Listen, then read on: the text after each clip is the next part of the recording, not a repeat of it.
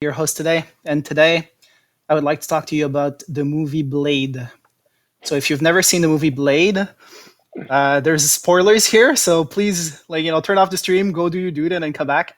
So, Blade was a sensational movie, like Oscar-worthy performance by no other than Wesley Snipes, who in this movie delivers what I consider to be probably the best line in cinematic history, probably the best line in English literature in the history of saying stuff.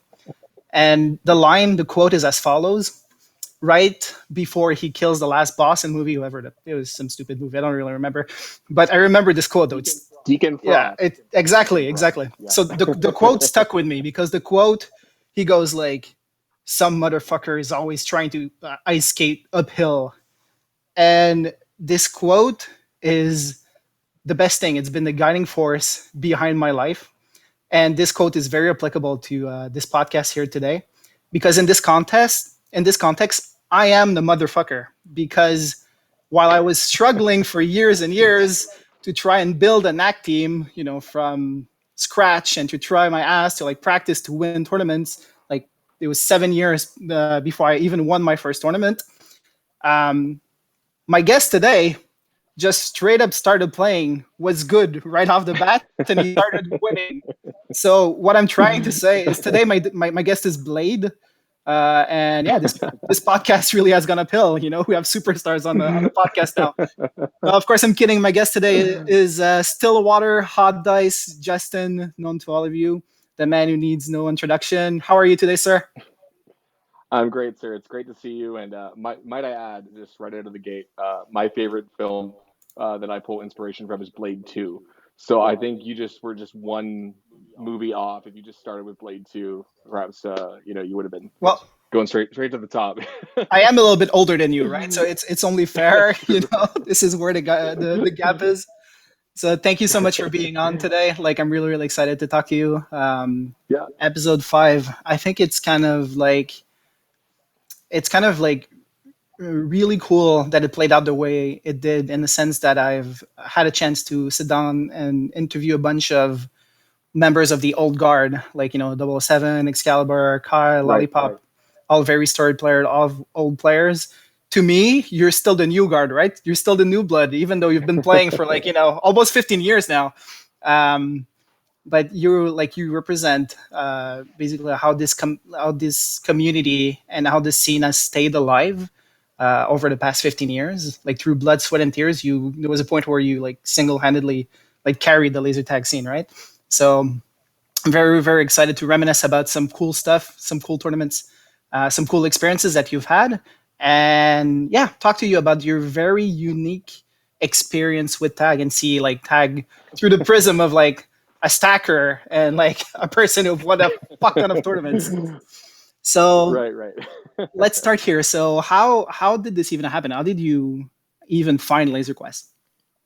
Well, first, before I get to that whole thing, let me just say I think this is great for the community in itself. This whole Tagtalk podcast. I think especially during a time where COVID-19, people are losing their jobs, and it's been for the most part kind of a bummer for most folks. I think this outlet has been really great for people who can't do the things that they love. It's some people. Yes.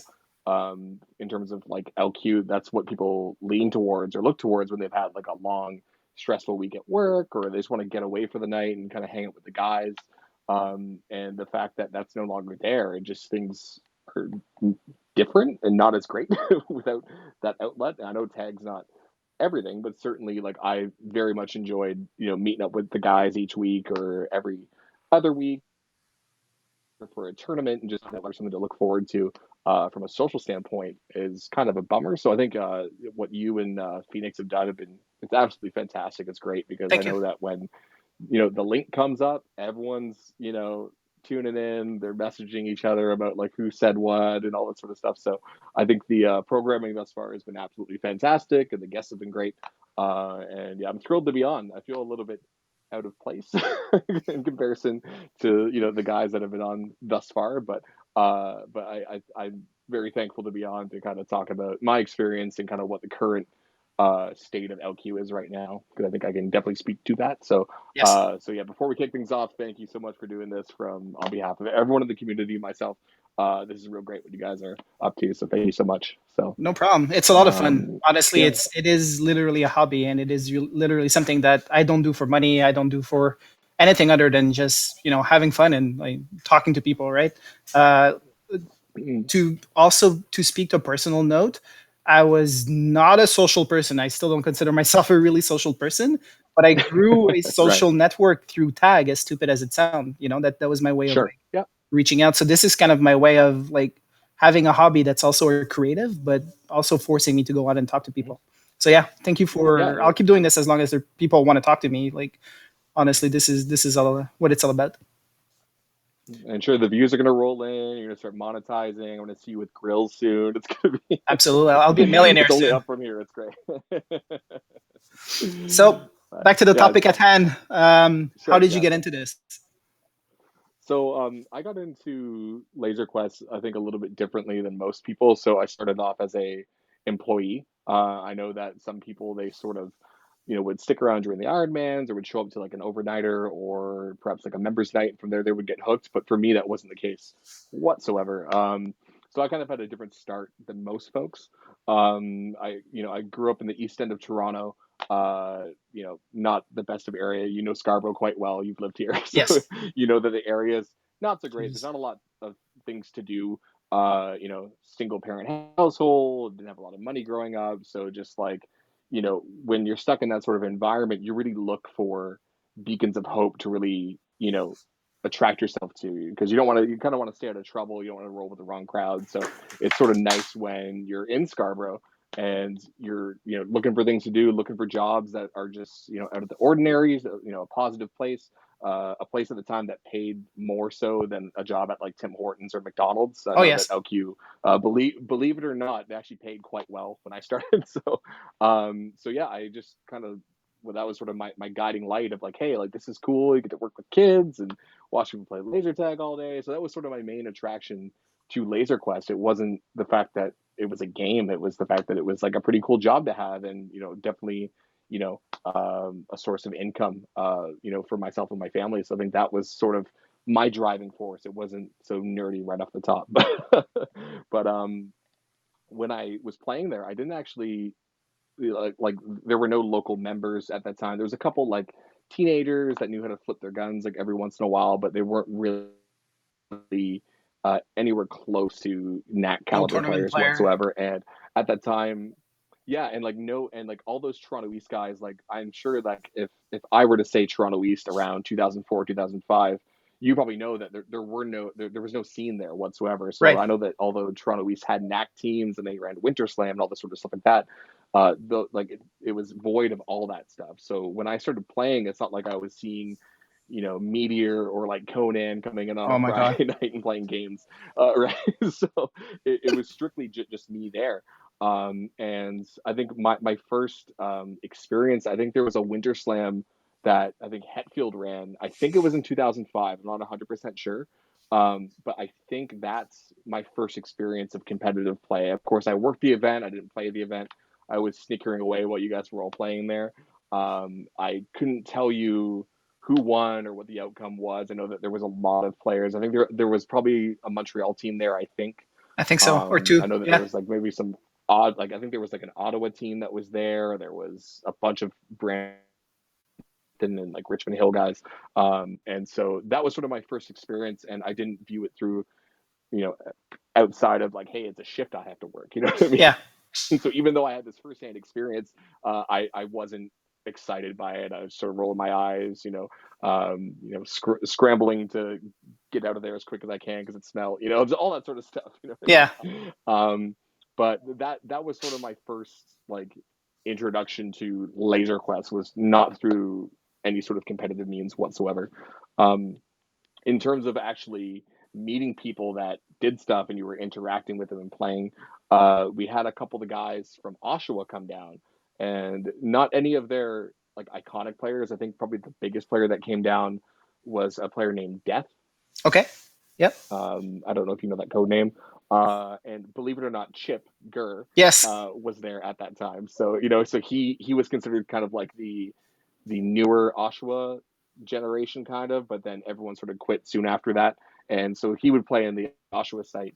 But at that time, the Oshawa site was no longer part of Laser Quest Corporate. It was sort of dwindling. The quality wasn't that great. So I think a few other guys were trying to stage maybe a bit of a comeback, but on proper equipment and try to get back into that scene. So they would come down and play and practice, and at times, it would just be two of them or three of them, and they're like, "Hey, can you hop in?" And of course, I'd hop in and play. And they're like, "Hey, like, do you want to play a tournament? Do you want to do this or whatever?" And I think at that point, it was just like scrambling, it just like scrambling for people because we just need people to fill it. And I was sort of lukewarm to the idea. I was like, what, Yeah. like, when is it, or is it here? Because I thought it was here, right? Like, okay, it's at work, cool.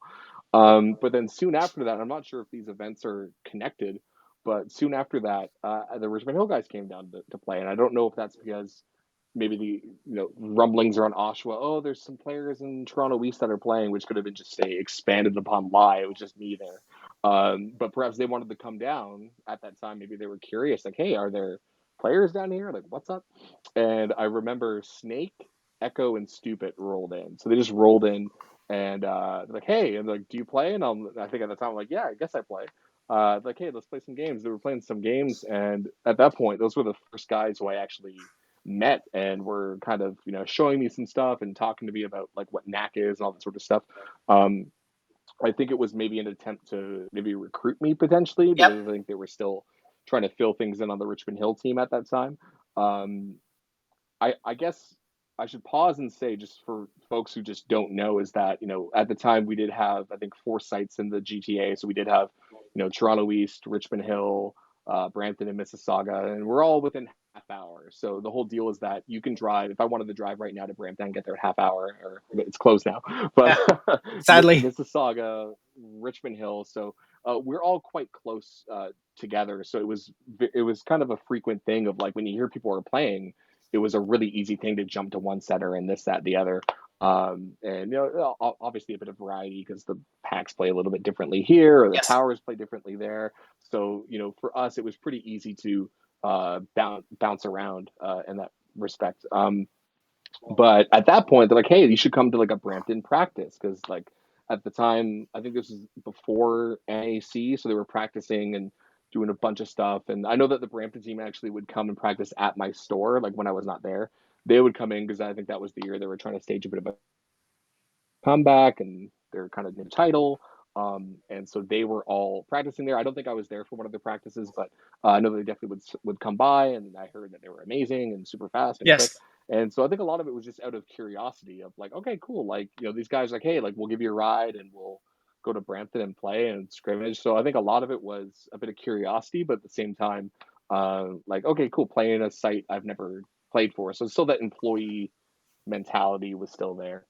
Um, and of course, I went there and I got my butt whooped like completely. Yes. So just got absolutely smoked. And so I appreciate the kind words of you saying that I showed up to the scene and I picked things up quick, Eh, but it was tough, man. Like you doing a practice with the reigning champs from 2004, so, and question for you there. Um, yeah, so as you know, like I've made this analogy before.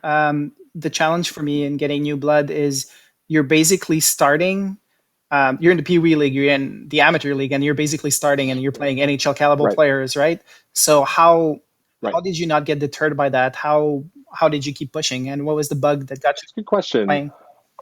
Uh, um, I think part of it was, you know, a bit of that you wanted to kind of fit in and stay out of trouble.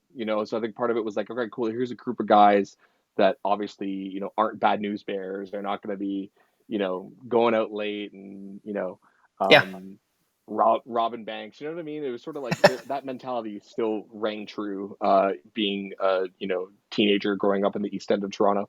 But at the same time, there was something intriguing about it. The fact that it was like, although it's nerdy as hell, it was definitely, that team mentality. I viewed it soon after that as a sport because these guys took it very seriously. And I viewed it as a challenge. It was one of those things where if people were investing time in me to want to teach me this stuff, then in my mind, I'm like, all right, I can probably grasp these things that they're throwing at me. It's not like they're just throwing things at me and seeing if it sticks. I think they're throwing at these tips and strategies, all this sort of stuff because they know that I can retain it. So I think that was sort of a motivating factor for me, Okay. certainly. And I know that at these practices, like Adam didn't talk to me, Excalibur didn't talk to me, Eh, Decoy didn't talk to me, Corin didn't talk to me. Like their top guys viewed me as like some random person. It was just sort of like, they just didn't care. I think after that practice specifically, at, at this point, Jamie Hetfield was certainly better than me at that time. He wanted to make sure he got my ear, pulled me aside, like, can you read eh. what's on my hat? NAC champion, So he was making sure that he was drilling his point home. And although things would shortly change, uh, as the years go on, his passion was there. So although it was kind of funny and you sort of laughed it out, you can tell that this guy was really passionate about playing, and you know Yes. there's something attractive about that, right? Um, so I would start to play with the Brampton guys.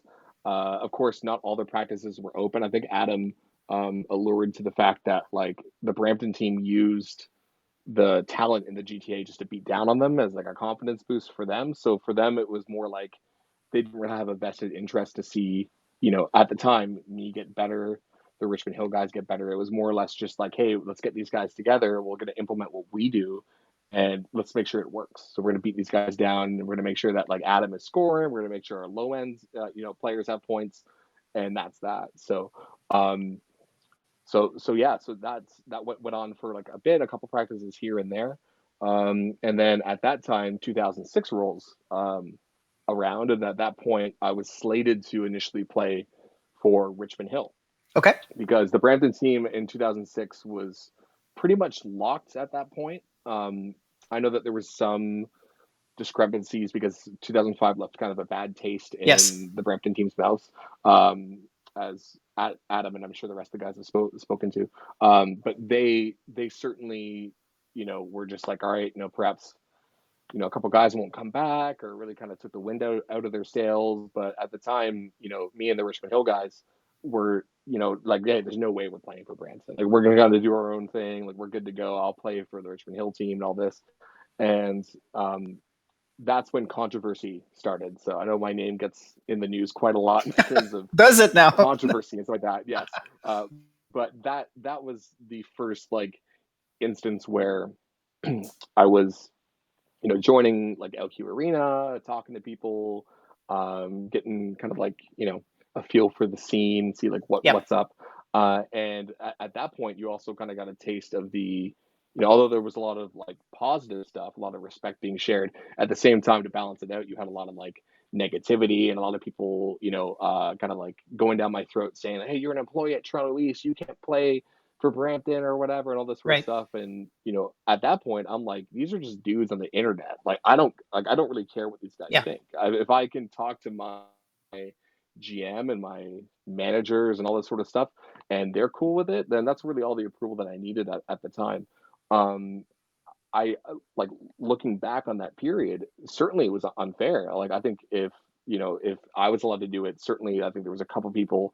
I think it was in Michigan and maybe a couple people outside of that. I don't think you yourself were a employee I like at the was. time, so I'm sure that you kind of felt that of like, hey, wait a minute, like like I'm told that I cannot play because I'm a employee, but sure enough, you at the same time had to turn down playing for the Montreal team because Yes. you were like a manager at the I time, was a right? manager. Yeah. Yeah. Yeah. So yeah, so I'm sure that you probably didn't, like I know that you didn't really have a next closest center to play to, but at No. the same time, you might have felt a bit like, like hey, like that's kind of odd and sucks, you know what I mean? But So like were you the looking only back on employee that, on Richmond Hill, and would you have been the only employee on Brampton? well, here's the interesting thing. So that kind of caused a bit of controversy because at the time, I think Fade to Black was playing in Richmond Hill, and he was the assistant manager at the time. So I think it was this compounding thing of like, all right, if he did play, it's fine because it's like one employee from each center, and that won't cause any sort of Okay. scheduling issues. Because that was really why the rule was put in place. The fact that it was like, hey, here's a center, and there's 6 employees who want to be on the NAC team, but these guys won't be here when we Yeah. have birthday parties on the weekend. So like that's why we have to put this rule in place. So I know that other people took issue being like, oh, you're breaking a rule there, but it's like I made sure that when I left the center to go away for NAC or a tournament, that I wasn't putting my center in any sort of dire straits whatsoever. Like the managers knew, they were staffed, they were good. And I think as long as that's fine, then I don't really see a big deal with it. It's a shame that it wasn't as consistent as it should be, Yes. because it should, like, it flat out should be like, hey, if I'm allowed to do it, someone else should. Um, but again, at the time, it's especially in our community, it's Yeah. more of like a name blame, or it's like, hey, like if he's allowed, whatever, and they're not kind of putting a lot of their frustration to the rules at the top or the people at the top that are making these decisions. Um, so I was slated to play for Richmond Hill, and then Yoda at the time decided to sit out for a year. So he goes, I'm going to sit out. And at the time, the rule was that if you sat out, you can play for the next closest center, or I don't know the exact wordage of the rule, but I'm pretty sure that was That sounds about right. Yeah. that. So at the time, I think it was Brampton did have some people that were dropping out. I think Corwin didn't play that year in 2006 because he was getting married. Some of the other people just weren't going to come back because they weren't really motivated. They weren't feeling so hot about coming back after their 2005 loss. So at that point, I think it got into Yoda's head that, hey, if I just sit out this 1 year, I can fill this spot on Brampton. But Yep. little did he know that the Richmond Hill team was scrambling to fill spots, and to the point where they would pick me up because at the time I still wasn't a great player. And they were kind of like putting up with me. It's like, hey, we like this guy, and that's why he's here. It's not that I was the best player on the team; I was probably one of the worst. Right. And so when that kind of linchpin pulled with Yoda, I still wanted to play, and it just worked out to the way that the Richmond Hill guys were also in that boat. They're okay, great. We're not playing sure. We can't find a fill in, so therefore we're going to do the same thing as this guy. Not intentionally. I don't think these guys were trying to wait a year to play for Brampton for the following Right. year. They wanted to play that year, and they're like, all right, cool. I guess we're in this position too. It sucks.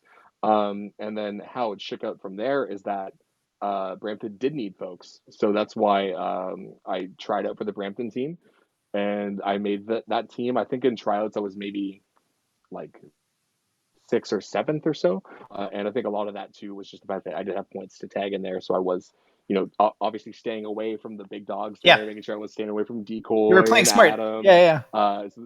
Yeah, I was playing very smart because I definitely could not take on those guys whatsoever. Um, and so that's the year that I made the team, and it was a Just pretty curious, comfortable thing. who did you beat Yeah. out for the spot? Um, Off the top of my head, I want to say Slash. Okay. So Ian. So he was a new player at the time we started to play with Yes. Brampton. That was really starting to earn his stripes from just showing up to practice and getting beat on, and so I think he earned that spot on the team. I think I beat him. I want to say Hetfield and Deep Freeze, Okay. I Cliff. believe. So I think, yeah. So I think that was it. I'm not 100% sure. I might have to go do some digging into some scorecards to find out. But I think Still pretty I impressive, right? ranked around Because six there. you come Yeah. out like this is essentially your first year of NAC play, and you beat people who have been Yeah, like, right. In terms of competitive yeah, singles play. Yeah. Yeah, I think a lot of it too is the format, right? It's solo, it's point scoring.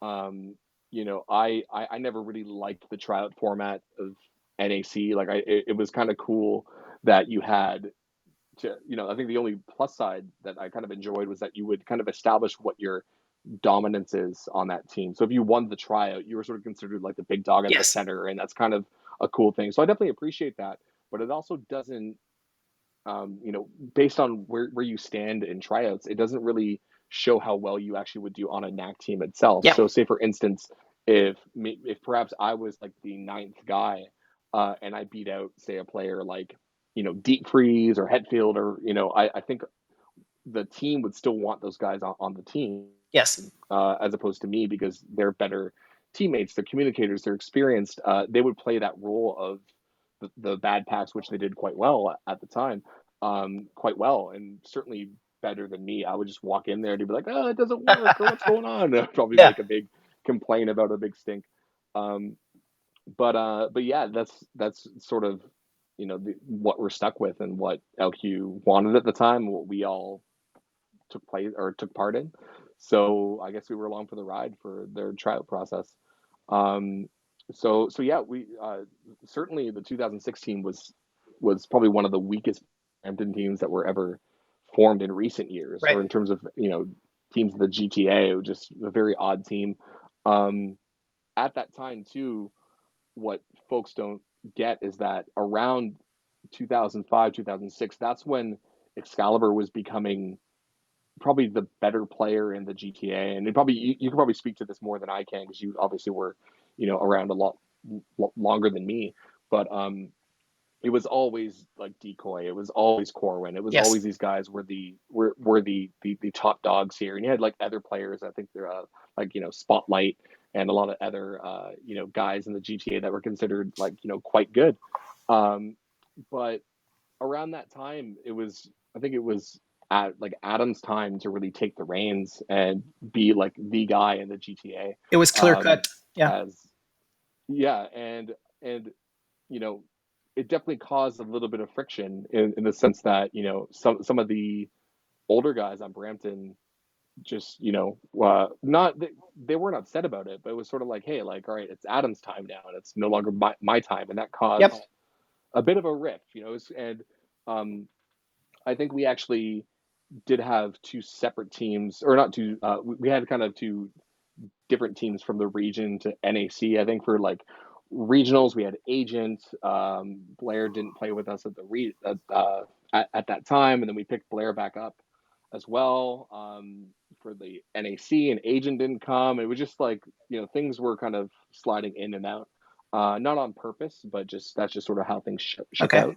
Um, and, and yeah, that's pretty much how I got on the Brampton team in 2006. Which is pretty Um, cool because your first regionals experience, you're getting on a team that has multiple titles and that is pretty much set up to you're set up for success, right? well, Jesus. think you are, but yeah, in terms of, excuse me, just the like what you learn, for sure. It's Yep. I consider myself incredibly lucky that I've learned how to play tag from the guys that I played from. So the fact that each week I would just get massacred, just absolutely slaughtered by these guys, it was frustrating, and it was it was a struggle at times, because you get Yep. guys who have years and years under their belt, and they know instantly how to tag you, and it's not a matter of skill at that point. Like, sure, skill plays a part, but it's more like, hey, this guy is doing this one thing. I'm going to exploit it until he figures it out or changes his game. And of course, at the time, I wasn't even smart enough to do that. I Right. was just like, what am I doing? All right, I'm going to stand closer to this guy. I'm going to stand farther away from this guy. And I really didn't figure it out for quite some time. Like what my weaknesses were and what I needed to work on. It was just a pretty overwhelming experience. Um, I'd like to think that if I did make like the Richmond Hill team and we did play that year, I could grasp the concepts of like point scoring and managing a tower a little bit easier, because they would maybe potentially, pack me up a bit, or maybe in practice I would have better opportunities to kind of flex like a bit more. Right. Whereas in Brampton, you didn't. You just showed up and got wrecked, right? Yeah. So yeah, like there's two sides to that coin. Um, and to be honest, there were times where I did want to quit. I did want to like I'm not gonna get anywhere near these guys, and it's kind of like a lost cause. And obviously, there's that anxiety too of like you don't want to be that guy Yes. to Lose a to tournament. cause them to Yeah. lose. Yeah. Like these guys, you know what I mean? Like and that happens now, right? And it's heartbreaking and it sucks, but um, all that is up here. It's the mindset of like you need to take your losses for what they are, as like Yep. learning experiences, right? So as long as you go in with that mindset, I don't think um, you know you can lose, right? Right. So Right. Right. Right. And um, like you said, it's a learning experience. yeah, So I'm curious. for So how sure, yeah. was your first regionals? because this is like really your first regionals, your first NAC, and you're already on that God team, right? Yeah, Um, I want to hear through your yeah. experience, but I'm curious to see what was your pack assignment. Oh gosh. I'm afraid to say it because I'm sure that if I do, like spam is going to comment on the video being like, you loser, I put you on He's gonna this. You know comment what I anyway, mean? so So, just roll with it. yeah, for sure. I would like to think, and again, I could be wrong, but I think that was the year that they decided to put me on like a fourth or fifth pack, and I think that was like a mid range pack. They wanted to kind of bring up some of their guys from the bottom to help support the team. So, for instance, if we didn't have Decoy, we needed someone to fill that role on Right. that team, and the fact that we didn't have Decoy or Corwin at that time, Ouch. that is a lot of weight on Adam, right? So Yes. I'm Oh sure yes. I'm sure he thrives like on that, in that sense that he wants to be that guy to have that one pack and to win games, and he can do that still. But Knack is a little bit different when it comes to reality and expectations and what happens. So Yeah. I think we packed up unknown. I think we kind of put him on like a second pack or something. I'm Okay. not 100% sure, but I think we took some of our guys from the bottom and decided to kind of put them up a bit. Um, what's funny is that at that time, I also was like, do I want to do this? Like, sure, I was like committed to hang out with these guys and practice, but the fact that there were some games where I'm getting blown out and not doing well, just really inconsistent, I decided like, maybe it's not for me, which is a fair thing. I think this happens a lot of the time. We've all asked ourselves that when we've been Yes. playing. It's like, hey, maybe I'm not cut out for this. But it seems like that year specifically, there were like glimmer, like just small things of hope that kind of was enough of a motivating factor for me to keep going. So, for instance, like the regional itself, like it was super fun. It was in the north. It was held at Westland. Westland was there and they were going to make a full run, to NAC final that year. So they were practicing. They were all set to go, and they were great, and they were phenomenal. Like in their home maze, they were just destroying everybody. It They wasn't were even super good. Yeah. close. Yeah, it wasn't close. Just they were stomping people left, right, and center. And I think it was day two, and we got put in consoles, and I think we won the consolation round at that time. So it kind of hurt. It hurt us to not be in the final. I think that was a very weird thing for a lot of the guys on the Brampton team to be like in like a region and you're not in the final. It just Yes. That's weird. it's odd, right? Who So did you I lose think a lot of against? Do you them, remember? I couldn't tell you. Must have been Like like it could have Rockford. been. Yeah, I think the teams in finals that year were, um, I think it was Westland, Appleton, and Hoffman is what I Okay. believe. So Okay. I want to say I think we might have lost to either Appleton or Westland is what I think, but I'm not 100% Okay. sure. I'm sure someone in the comments can rail me for that. But I know our constellation round was I think both Clinton Township and Madison Heights. So at that point, I think we were skilled enough to beat them. And so we won the constellation round, and for me that was cool because that was the first thing for me, Yep. And I think some of the Brampton guys were kind of like, but we still qualified, and I think the camaraderie of the region itself was still very good, and Yes. it was nice to meet everybody. And the one thing to get back to my point is that I had Force. He pulled me aside. He goes, "Hey, like, come here." And he waved me down. Steve. And a lot of players were Steve, yeah. So a lot of players were at that time because they knew that I rolled with Brampton. So one of the good things was in the region itself, you did get a bit of that respect. So although I haven't really proved myself as a Brampton player yet, you have Adam going around like, "Hey, that Justin kid, he's all right," and Yep. you meet other players, and so that's cool. But the one thing that he said, and that was sort of again a driving factor for me, was he pulled me aside and he's like, you did something interesting, right? And I'm like, oh god, like he's gonna make fun of me for Ah. some, I fell on my face or I ran into a wall or something. But he said, did you know that every game that we played, one of our guys, it could be either Bad Andy or Predator or Exodus or himself, one that like they took the top spot in terms of the top rank in terms of for sure for prelims, not too sure about semis and finals, but he was talking about prelims specifically. And he goes, did you know that for prelims you were the only player to win the game? So you got a first place score, and no other team has done that, like from that region. I'm like, no. And he goes, Yep. that's kind of impressive. And I'm like, I'm like, cool. Cause I really didn't think about it. Cause in my mind, it was like, just trying to tag people and not disappoint your team was sort of my Yeah. mindset. I wasn't going in as this like killer, like I'm going to win the game, whatever. And so I remember that moment distinctively because that was sort of a motivating factor for me was like, Hmm. man, if I can go into, to play Westland in a 3-team game in their arena and I can come out with a win, like that's pretty exciting, and that gave me the It is. motivation to get back and actually work and practice more as opposed to say, all right, like see ya, Yeah. have fun in Vegas, so like just those moments, and I think as players we all sort of need that, you know what I mean? Like we Yes. all need those tournament performances and small things that motivate us to keep playing. So, I can look at it and look at the final ranks and say, hey, we didn't make finals, it sucks, and go home, or I could be like, hey, like I achieved this moment of success, and how can I tap into that, and how can I learn more from that? You know what I mean? So Yep. I think that started that mindset for me, and then things definitely expanded on, for years to come. Yeah. So, but yeah, that was definitely like a motivating factor. So I definitely want to give my shout out to Steve Force, He created because he, dice. he bonded or he added fuel to it.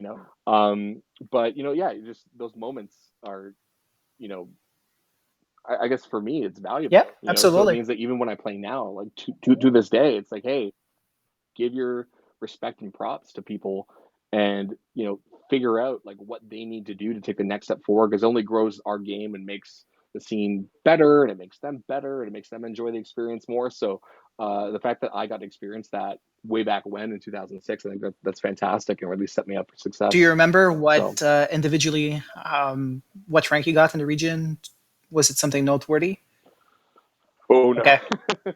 No, so keep in mind that was a really great achievement, but the other games not so Okay. much. It was just I was scoring probably like I think around like 300, 350. That was Okay. sort of like a standard score for me. I don't know where I seated. Again, there were tons of great teams there. You had Appleton, Westland, Yes. the top end of our Brampton team, even some of the teams from like Madison Heights and Clinton Township. They play in Westland. They know these packs. They know the arena. So even they had a huge advantage, like playing. So yeah, I definitely wasn't anywhere near the top of the heat. That's for sure. Okay. So, um, but yeah, no. And then things sort of carried out in 2006, where we went to Vegas, and I think we weren't expecting to win, especially after coming fourth. A lot of teams kind of put us under the radar, like like it's Westland's year, like Right. here they go.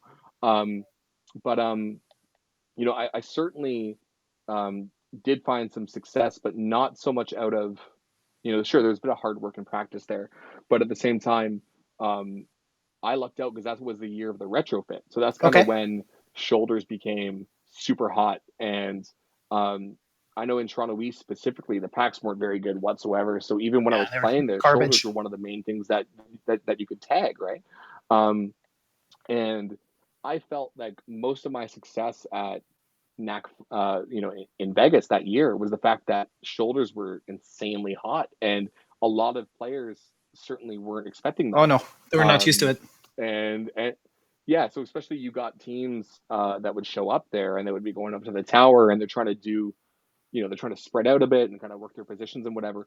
And that's sort of how like the dice shake got born, was like, hey, like there's a guy standing over here and he's just standing up straight, and so I'm just going to go up to him and just stay on him and tag him in the shoulder like 10, Yeah. 12 times, and he won't be able to do something. And yeah, I think that year, like I think I might have won like a couple games at NAC. I think I maybe ranked a couple as like top of my team, maybe not win the game, but sort of rank top of my team. And that year they definitely bumped me up as well because they realized, hey, there's shoulders here, and if we give just dice like a god pack and just approach these players that aren't used to that play style, Yep. certainly that would kind of set us up for success. And of course, we still had, our tower guys would go up. You had Decoy, Excalibur would go up and set up, and they would do their point scoring thing. but it was often enough I would get called like, Justin, go take care of that guy, and at that point I would just race over to this one dude who had a really good pack on, a great position, and just completely shut that guy down. And so I think it was more or less like a perfect storm of things. It was like, shoulder quest came. People didn't know who I was, so they see me come up to the tower. They don't know how I'm going to play. They don't know what my movements are. They don't know how I usually play. And the fact that I'm just in their face and just dogfighting them was took a lot of players by surprise. So I remember that there was like a Phoenix game in prelims, and they were all doing quite well, and I was just bouncing around from person to person, just tagging them and maxing them and tagging them and maxing them, and because they were set in that mindset of like, we're going to kind of stage our tower this The way, we're going old to way walk of in playing. this Yeah. way, and there was no really counter to that. Yeah. And I'm not saying it's right or wrong, but it was definitely effective when you have someone on a very good pack that can't be tagged, and they're on you and they're shaking and turning and twisting and moving. And it definitely took a lot of players for surprise. And yeah, that's why I feel that that year was, pretty memorable for me. Although, I think Yeah. we came fourth in the constellation round. Lincoln came in and they definitely did like a number on a lot of the teams there. Um, but it was definitely a thing where I showed up to the show and did what I had to do, and I think that was again another motivating factor for me to keep going and not to regress into this. Oh, like we didn't win, Yeah. and F it, and just sort of quit and But talk, right? especially at that time, So you've been playing for like a year and a half, and you're saying you did bad and you got fourth place at NEC. Fucking amazing, dude! Like the best I ever well, got was well, eight. well, well, well, yeah. Well, that's sort of the thing, is that the expectation for when you play on a team, with my guys, is that it's, you know, if it's not in first place, it's not Right. acceptable. So it's not that we didn't celebrate our successes and we weren't happy that we were there. Like, sure, we're very happy that we got to play more games and make it to the playoffs and make a constellation round. Like, that's all great stuff. Um, but I guess it was more so that mindset of what drove us to actually play. You know what I Yes. mean? So I don't. I don't want to come off as just like ungrateful for the experience, but just like, yeah, it's, you have to take what you get and really bounce off of it and kind of look to the next thing, and of course you appreciate the time you had, you appreciate, we showed up at, like, as the North to this Yep. final, and it was great. The fact that it was like we are all hanging out with like Hoffman and Appleton and Westland, and like it was all great, and we like that was a huge part of the experience. But at the same time, you want to go to win, and you want to go to be successful, and you want to, if you don't win, you want to learn how to win from Right. that experience. So okay, Yeah. I get it. First year, first NEC, Hmm. you show up with low expectations, but as for yourself, but like the team is still expecting to do good, not necessarily win. But Sure. 2007, you guys were Right. expecting to win. Now it's like well, now it's murder time, right? You've got a little bit of Murder experience under your time. Yeah. belt. You got So a first few places. So what happened sure. 2007? What was the roster? Do you remember? 2007. We actually had three teams in Brampton that year, so it was Right. sort of this whole thing where, because of the sit out rules, so because of what happened, that decision that Yoda made in 2006, that means that that rule applied to pretty much everyone Yes. in the GTA. So it included the Richmond Hill players. It included, old school Toronto East players that were like, wait, like I can play for Brampton, and they haven't, played in years, but they're like, hey, cool, and just sort of it spread. I think And Citizen so was on Brampton C or something. right, yeah, Citizen it's from really, Montreal. really Yeah. odd, right? And like it's crazy when you look back, because like, sure, like rule wise it was legal. It was like, hey, like this is what you guys said, because we're asking these questions to home office and our GMs, like what's the deal here, and they're giving us this response back. And at that point, like, okay, I guess we're gonna, this is how it has to be. We didn't want a tryout with 30 people. That's what it Right. ended up being. There was a ton of people who tried out. We didn't really want that. So although it was like, okay, cool, like you're gonna try out and perhaps get some players on the team that we wouldn't have normally gotten, it's something that we didn't really want. But we followed the rules, and um, unfortunately, it wasn't consistent, and that's what got a lot of people frustrated, was the fact that we were allowed to do stuff and they weren't. And again, that caused the Yeah. whole storm of just stacking and all this sort of stuff. And how I viewed it was just like, this is just what we're being told, and I can't really give you an answer why as to we were allowed to to do that. Perhaps part of the thing, or I guess the most logical thing for me, was the fact that we all live so close. So you look at like the majority of people that have made the Brampton teams, the Toronto teams, we're all half hour like away. We're not like Right. 10 hours away. We're not on the other end of the country or whatever. And then you had certain teams in the U.S. where say, hey, they all played to their closest center, but this guy had to drive 2 hours, this guy had to drive three Oh hours, yes. and just that was considered the a team. So I think if I were to guess, I think a lot of it was maybe they just took that into consideration, where it was like, hey, these guys are pulling from their entire state and they're coming together to play. And the fact that we had four sites at that time and they were just split out between our player base, it kind of hurt us to some extent. It was the fact that it was like people would show up and they're told they couldn't play and they had to sit out and do all this kooky stuff, and that sort of put like a damper on things. I sort of compare it to if you had like say the like Lincoln team, but you had four sites in Lincoln. I don't know why there would be four sites there, but if there were, Jesus, why? yeah, right, you wouldn't have all those players on that one team, and they wouldn't have had that success. They wouldn't have had that friendship, that camaraderie, which really drives people to actually play. So I think that definitely hurt a lot of people in the long run. I know a lot of people don't see it that way, but that's just sort of my perspective. The fact that it's like, hey, if you're all showing up, you're all playing, you're contributing, you're all learning and growing, like that's what a team is. So the Right. fact that we had some of these rules, and we certainly it sucked that people weren't allowed to do the same things. Like that's something that I'm against and fully are aware that it's crappy. um If I but can it's just say something there, my take on it from yeah, having worked in a GTA is certainly at the time you don't want to have 30 people on your tryout. It's absolutely useless right, and it skews the results, right? Because one player can just go noob absolutely, yeah, bashing and they're going to make the team where they shouldn't. I think what it sure, evolved to in Toronto and why, like people who didn't live it really didn't really get it, but you guys were a consistent unit at some point. By the time, certainly when I moved to sure, Toronto, 2009, 2010, yes, you had players who originally started playing at Richmond Hill, originally started playing at Brampton, originally started playing in Toronto, but we're one cohesive unit, traveling from center to center, playing together, growing sure, as a team, and being a yeah, team together. Um, Also, one right, thing that I want to add there is that you also get across four GTA centers, you also get very inconsistent management. I don't even think all hmm of those four centers are the same area managers. So, like one GM is not, hmm and then to be honest, like birthday parties, corporates, are a lot more of an area of focus for management, for like general yep, managers, like managers. So they're not going to spend like too much time, policing like which members should be playing who, where, or sure, enforcing the rules equally. So I get it that it kind of sucks that people are pointing the fingers at the members because really, like you said earlier, don't hate the player, hate the game, right? Really, what you should right, be upset. That's literally it. Really, what you sure, should be upset at is the rules and the people and how the yeah, rules are being enforced. Like you right. said, that 2007, it was perfectly legal at the time to have hmm 30 players. Not the best thing, though. I don't think the rules were intended to work this way. It was just stupid. No, for sure.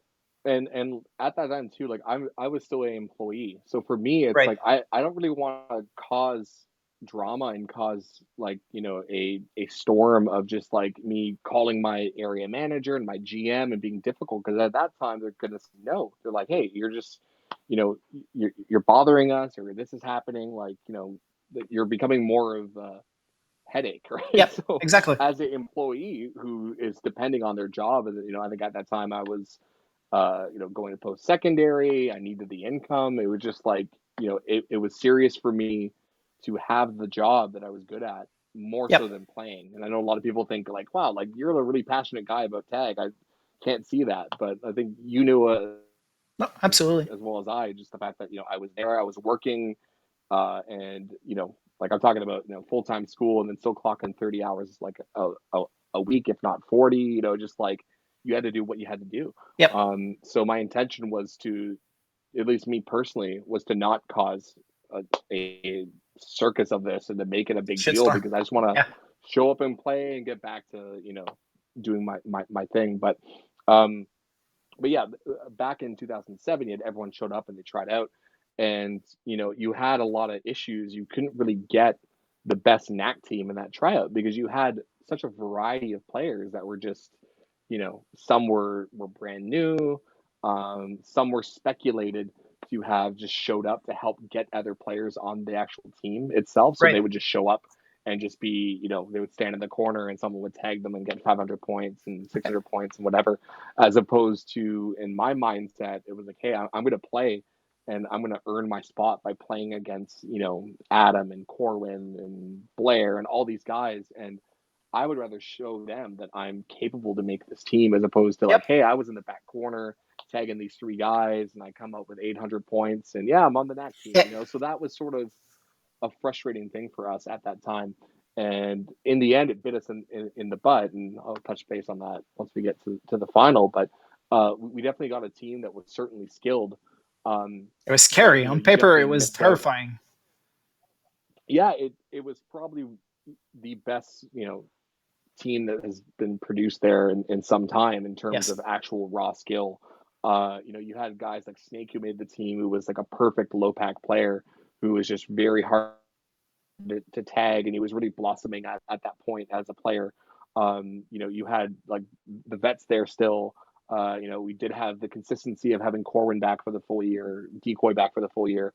So all these guys, were huge. And come playing the region, I think it was in Arlington Heights, I think was the Possible. region that Yeah. year. It was just disgusting, some of the games that we would come out of, and just coming up with these massive scores. And just I think for the final, we played like one game at the final, and like that determined like what was happening next. It was like, all right, great, we're gonna play this game on this bad set, and now we're going on the God set. I think people knew once we're going to that God set that we're going to blow people out of the water by like Yeah. 1,000 points or something. And it was sort of like, once you get that game out of the way and it goes, okay, they scored okay on that bad set, and then it's like, all right, crap, they're going on the God set. Here we go, So, it was definitely a bit of a massacre, that's for sure, when it came to the region.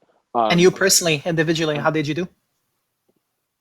I did pretty good. I think I checked a few years ago when I with the LQ Center site, the one that Goldfish runs, like all the stats and stuff. Yep. And I think I averaged first overall in score, I think so too. which Yeah. is pretty insane. Yeah. So yeah, that's kind of huge. And although for me personally, I've grown to the player that I am now, where I don't really look at score. Score is not really a huge thing for me. I'm all about like plus minus and ranks and all that sort of stuff like that. But Yep. it was still pretty impressive. And I look back on that and it's like, I probably couldn't have done that without my team, Yeah. And I Definitely. think that was sort of my takeaways. Although I was really excited, don't get me wrong. I was like, oh my god, I did this, like Yeah. cool. At the same time, like, man, if I didn't have that support of the players that I had, if I didn't have Excalibur on the other end of the tower doing his job, me doing my job, it wouldn't have come together that way.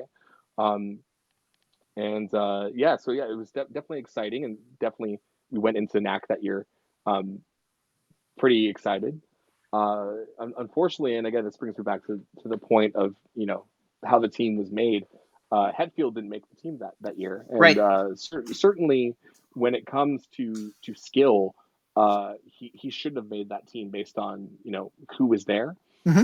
The issue, and what people don't see, and people don't give Jamie enough credit, is that he was the heart of that team. Like he was the guy who got everyone together after practice. Hey, let's talk about it, or like let's learn, let's grow from this. Like, what are we doing? Are we going to attend this tournament? Or like, how are we flying down there? How are we getting rental cars? Like he was the leader of that team, from certainly like a logistical standpoint, but also just from heart. It was just like he really cared and wanted to be there. So Yep.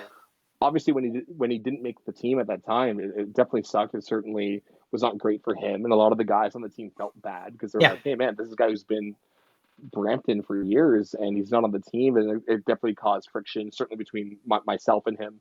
um, and it wasn't really a desirable effect, but at the end of the day, it definitely bit us when we came to go to the NAC final, where just that weekend we just didn't have our stuff together whatsoever, in terms of like, Right. we didn't have rental cars, hotel rooms were a mess. It caused so much friction on the team itself, that it affected our play. So it came down to it where we didn't have somebody there to really, you know, really crack the whip and really talk to us and really get us together in like a circle and just be like, hey, what's the problem? You know what I mean? It's like you play like a game and you make these mistakes, you don't fix these problems, and you don't have that post game discussion or pre game. You're just going to keep making those mistakes, right? So um, certainly, I think the final that year you had Houston, which was they were playing fantastic. Just how they Yes. played in Gwinnett was just phenomenal. You had Hoffman that got in there, and they were so excited to be in there. And although skill wise they weren't really up to par with the Brampton and Houston team, their energy was just there and it was present. It's something that Yeah, you they could have a feel lot of when you're heart. inside Yeah. there. Yeah, so it's like you got these guys in there that were certainly an X factor for us. So obviously we go into games, we're going to set up, and then you have sort of like a couple Hoffman players playing here, and you're like, that's kind of weird, and it could be from lack of final experience, or maybe it was part of their game plan or whatever. So it definitely threw a weird X factor into that game that was hard for a team that was already struggling going into the tournament because we were just so not together. I know from a personal standpoint, the packs in Gwinnett were like brand new. It was like lasers, fronts, backs, shoulders, everything, and it was certainly different from the style that I started to Yes. play and had success at. Coming from 2006 to the region, it was like, hey, like I'm playing on these older packs that have shoulders. This is great. And I showed up and I was definitely in for like a huge shock, being like, wow, like these packs play different. So, Yep. um, I personally have, some fault there because I didn't play as hot as I should have. I certainly, I didn't walk out of games with like 100 points or anything like that, but I certainly was like leaned upon as that guy to like, you got to go in there and at least score 400, 500 points for us to be really effective. And Yep. just, I was underperforming by at least 100 points, 150 points. Um, and it seemed like that was the case with everybody on that team, where it was like, all right, like who's going to step up to the plate? Who's going to try this? We're going to rejig some things. And just everyone was underperforming for some odd reason. And I attribute that to just the frustration of the weekend of us not being a cohesive team. If we had our stuff together, if Jamie was on the team, I don't know if we would have won or not, because again, Houston just played fantastic, Phenomenal. Yeah. so I definitely don't want to like, take that away from them. They were a fantastic team, definitely the best team there that weekend, but you know, it obviously kind of sticks in your mind that what if, and I think you're allowed to kind of feel that way or have Yeah. that moment of like, hey, what if this happens or whatever.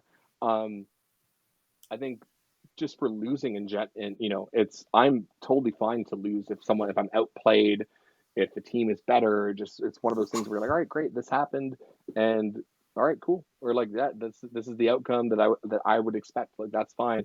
But when you lose and it's sort of circumstances that are kind of within your control, of like, hey, like if we sat down and got together as a team and got some synergy going, um, could we have performed better? That's something that really bugs me.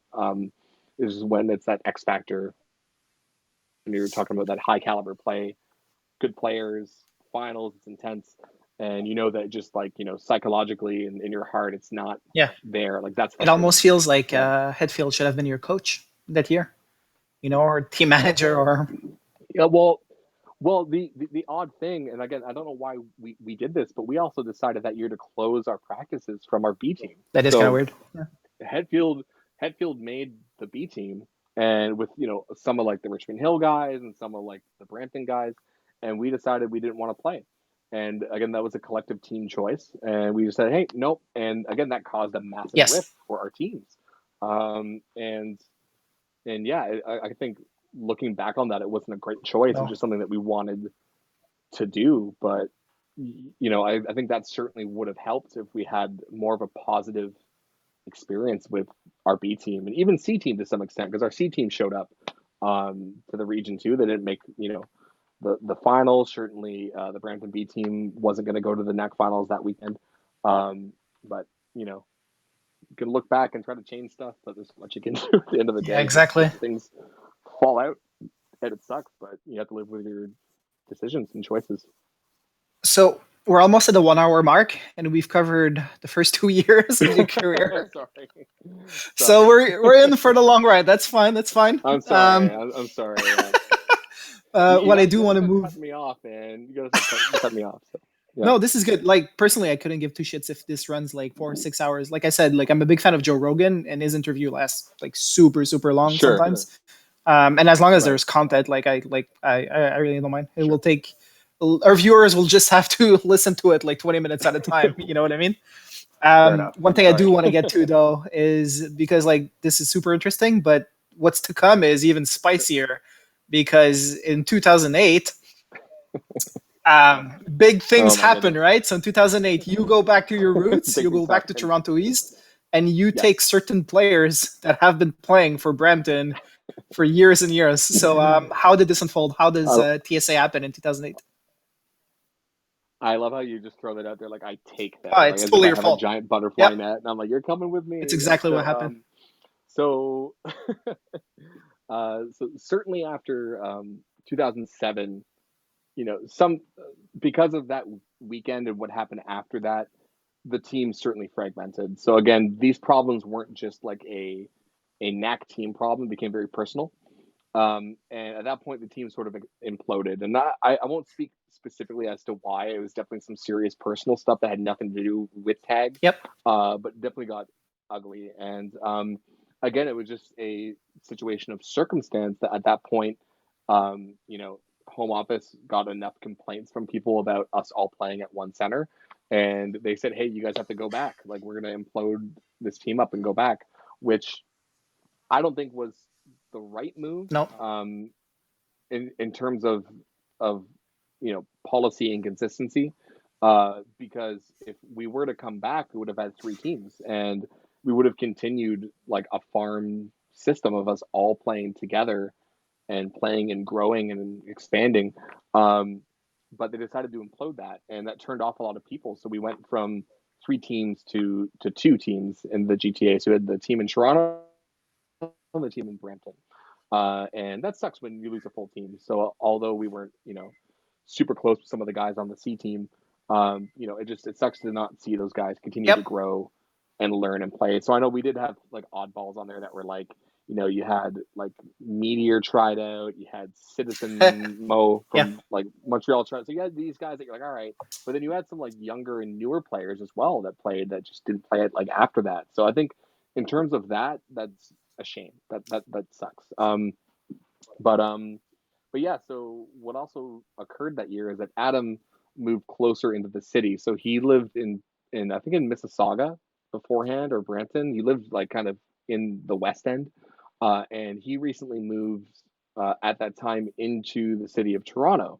And then it came down to like, hey, he's smack dab in the middle between Brampton and Toronto East. So I think folks did the actual math, and he was maybe like 1.2 kilometers Yeah. closer to I think Brampton. super. Um, it's like super close. But because of the issues, the personal stuff that went on, he called and said, "Hey, like this is what I want to do. If I'm going to play, I'm going to play here, and we'll have two teams out of the GTA, and I'll salvage these guys." So, um, again, it's something that was allowed, and again, you can make an argument for the consistency. That does suck.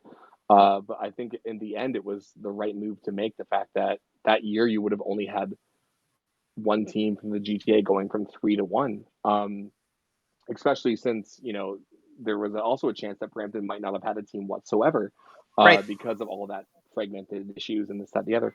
So at that time, I called Adam and I said, "Hey," and he goes, "Hey," and we haven't spoken in quite some time because we didn't really talk a whole bunch after 2007.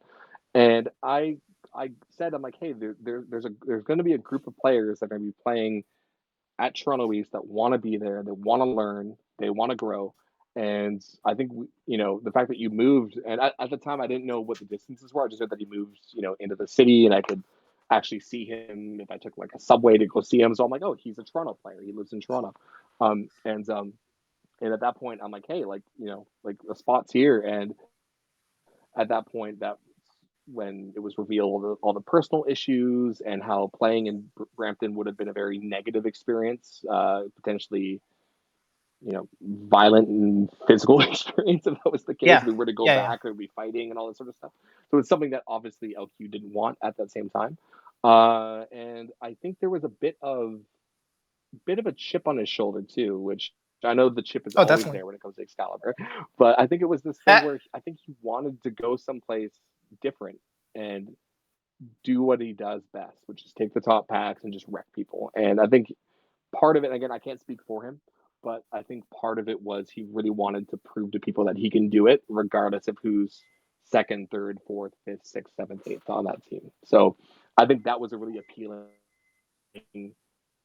process for him. So yeah, we came, and it was the funniest thing because we're all there expecting to run our trout, and we didn't really know if he was coming or not. So when he walked in the door, you can only imagine just the shock on all yeah, of our faces, the awe. being like, "Oh, like he's here," and it sort of clicked in, especially for a lot of the players that we picked up on the team. Like we had like guys like Lumpy and Stupid and Fade to Black, all these like Richmond Hill guys, and it was just this like, whoa, like that's like real for them because for years these guys got beat down by Brampton guys. It was like, hey, we're gonna show up to practice, get Yep, beaten down, and that's that. And the fact that like one of them sort of like crossed the line to come play, it was it was pretty cool. had Yeah. a lot of people in awe. It was like, whoa.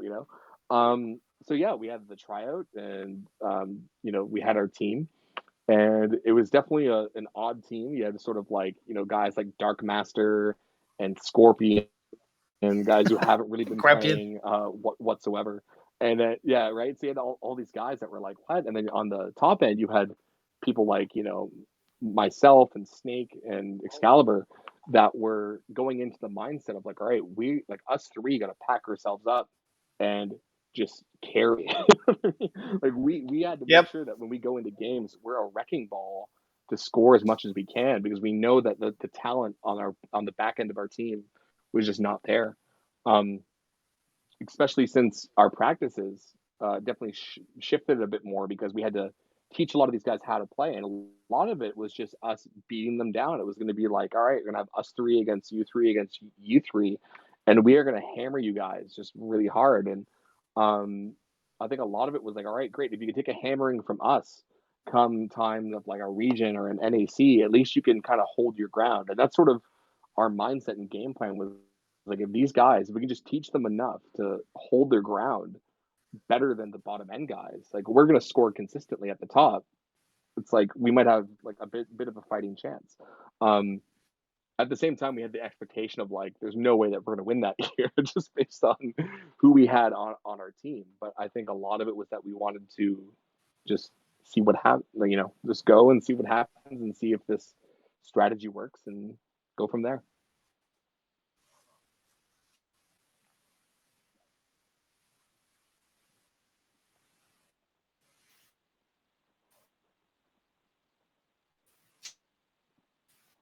I think you froze out on me. I think so.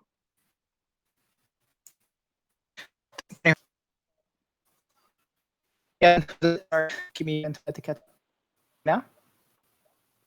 I can hear you now, but I can't see you. You're kind of frozen. Okay. Oh wait, Oh, hold that's on. fine. Video is gonna like Be Live is gonna fix that. There's no issues.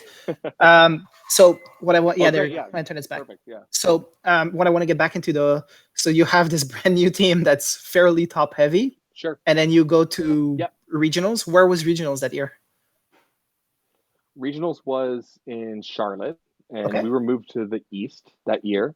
So definitely that was weird. On top of that, Yes. because we're a north team and we're going to the east, so that was a bit odd. And how did it The go there? talent of the east was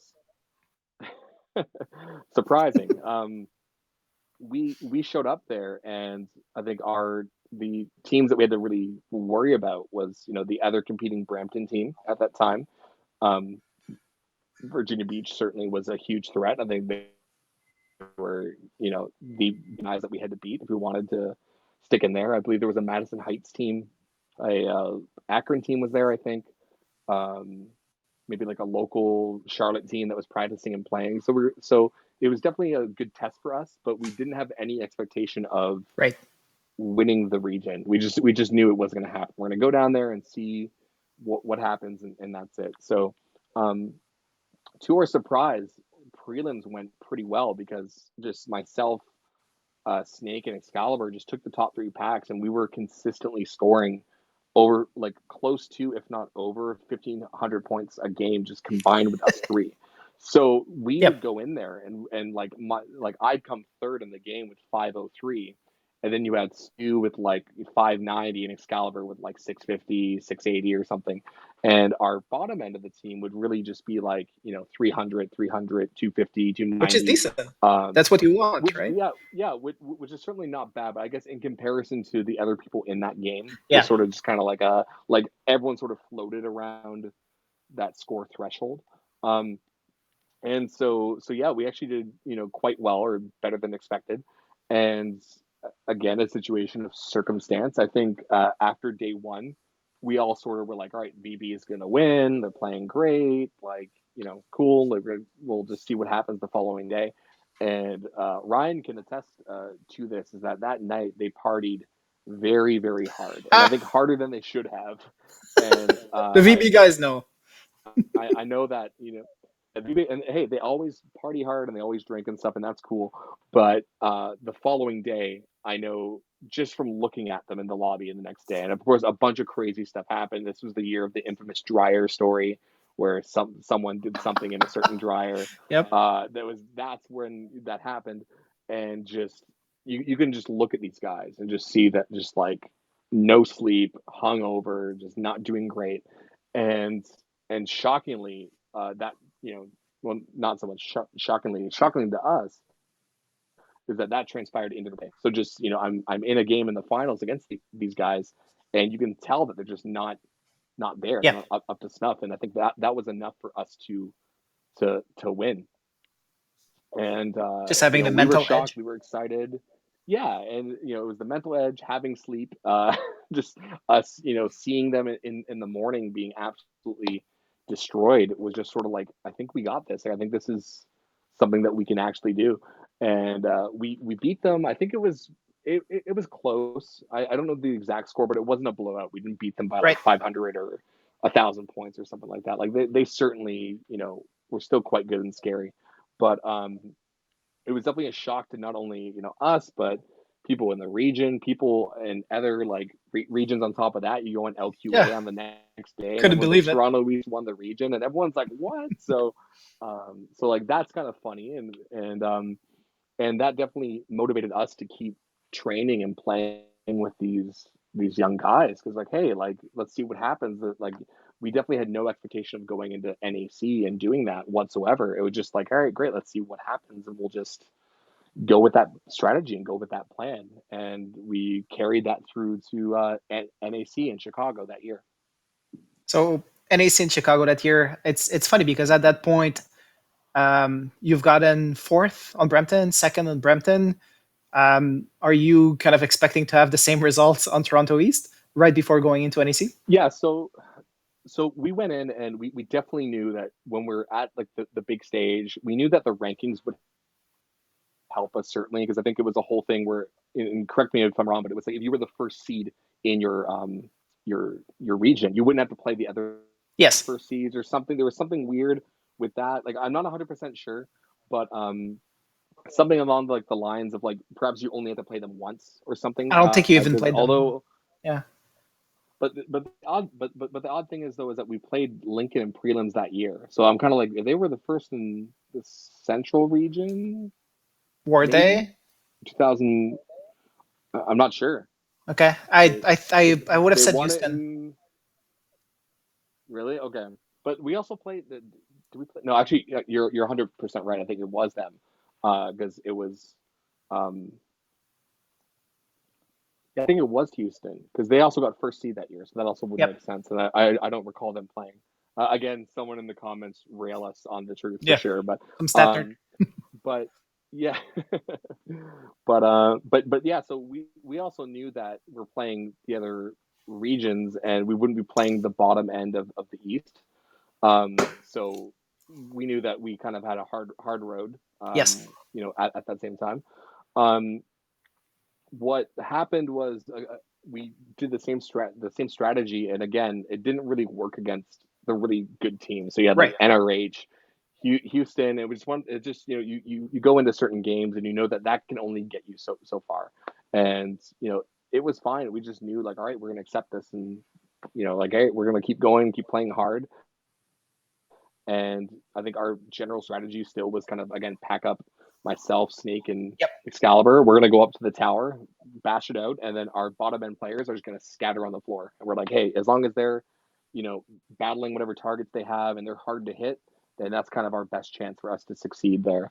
But we definitely, going into NAC that weekend, we had no expectation of winning, or like we wanted to do well, but we had no Yep. expectation of like, all right, we're gonna topple some of these gods. But yeah. But hang on, topple some gods you did, because if I recall correctly, We did. in in playoffs you played the reigning Nat champs, like 2007 Nat champs Yes, we Houston, did. and you guys beat them with your we'll call it rookie team, to be polite. Right, ragtag team is what we'll say. Yeah, I think the Houston team was certainly different that year. I think they were missing, certainly enemy wasn't on the Right. team. I think there was a few guys on the team that didn't return. So although they still had like their vets and they were still very, very skilled, we somehow found a way to kind of sneak around them. Um, How did that happen? and Like I from guess, your perspective, what happened? I don't know. think I think a lot of it was just the third team in there. I think it was Rockford. I'm not 100% sure, but I think Rockford was in there in the seventh seed, and I think a lot of it was just hype. A lot of us like, all right, we're gonna just go up there and do our best and communicate when we're having issues and problems, and not get stuck in a trap where we're just standing there and getting railed. And I think that was just the years of practice of just like, hey, like I've been getting railed in Yep. Brampton for years, and you get guys like Snake, same thing. And we wanted to teach that to our, you know, newer guys to be like, hey, like if you're getting railed, you need to do something about it. And that was a mentality that, started then in Toronto and carried on. Was just like, all right, like this is a problem. You need to solve that problem. And it could be to change positions. You got to call a switch. You got to run up and play right next to me in the tower just to get that guy off you. Whatever you need to do, you have to do it. I think one of the most frustrating things for NAC, and you could probably speak to this, is when you yourself in Montreal. I think you were packed up and you would go in and you would win a game or do something great. You're like, I don't It know about depends on the that. years. Some years I was But packed up. Some other years I was playing literally last sure, pack. But yeah, Sure, but like but you would roll in and you would like win a game or something, and then you would come out very hyped up and very excited, and you would have someone on your team be like, I got railed, or like I didn't do good, right? And so you get this sort of this experience at the end of the game during like the download, where you find out how everyone did based on how slowly they walked out of the yeah, airlock, or just if they're sweating, or and that for me is the absolute worst time to hear that you did bad in a game. right, I would rather a player tell me they're doing bad within the first minute of the game, so I can solve that problem. And that's what a lot of players to this day don't do. They just right. quietly stay in the corner, get railed, and they're just like, all right, cool.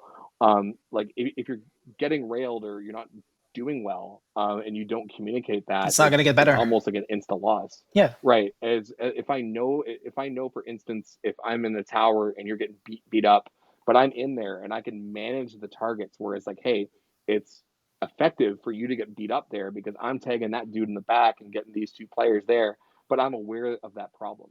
So I think that doesn't happen enough with a lot right. of players. So like a lot of it Yeah. is they're unaware and they're going to put the backpack on and see what happens, which is just it's a roll of the dice, no pun intended. But just like it's Uh, like you really don't know how effective that is going to be of being that guy. I'll just go up and score 800 points and see what happens. Right? It's yes. not ideal. But yeah, we managed to beat Houston and make our way to the finals, and we just couldn't be more happy to be there considering the position that we were in terms of the shape of the team and what we've accomplished that year. So we were just head over heels, just excited And to then you be get to there. the finals and you're playing two Southern teams. If I remember correctly, you're playing NRH and you're playing Yes, Lincoln. yes, I don't Lincoln. want to spend too much time talking about the results because expectedly you guys got third. But there was a bit of controversy that For happened sure. in the Yeah. finals, right? So a little bit of a scuffle that happened with Lincoln players. There, do Bit you of a want to talk about that? scuffle. Bit of a Yeah. scuffle. Yeah.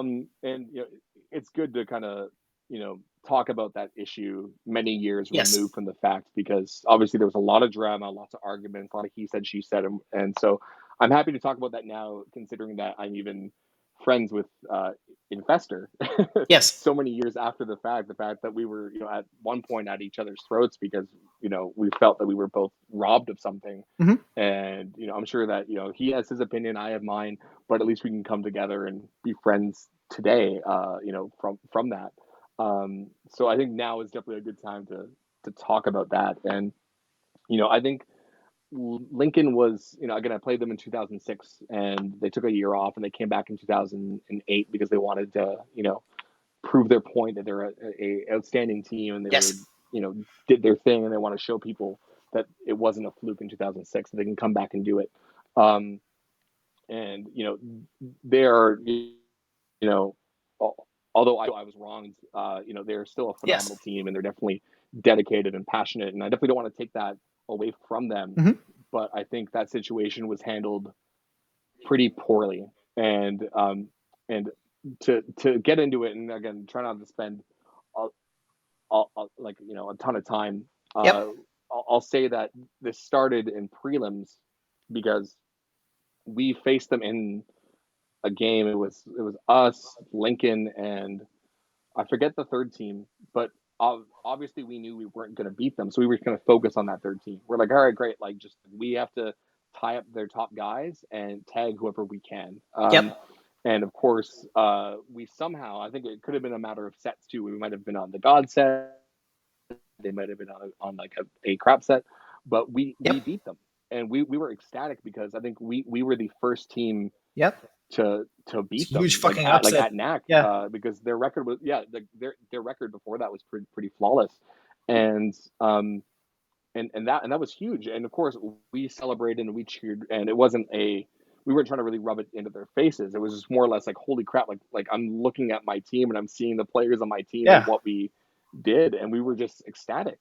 And what happened, unfortunately, was that, and I think maybe Pretender came over to congratulate us, but the rest of the team just stormed out and they just went out of the center. And to some extent, I can see how you can be frustrated that Yeah.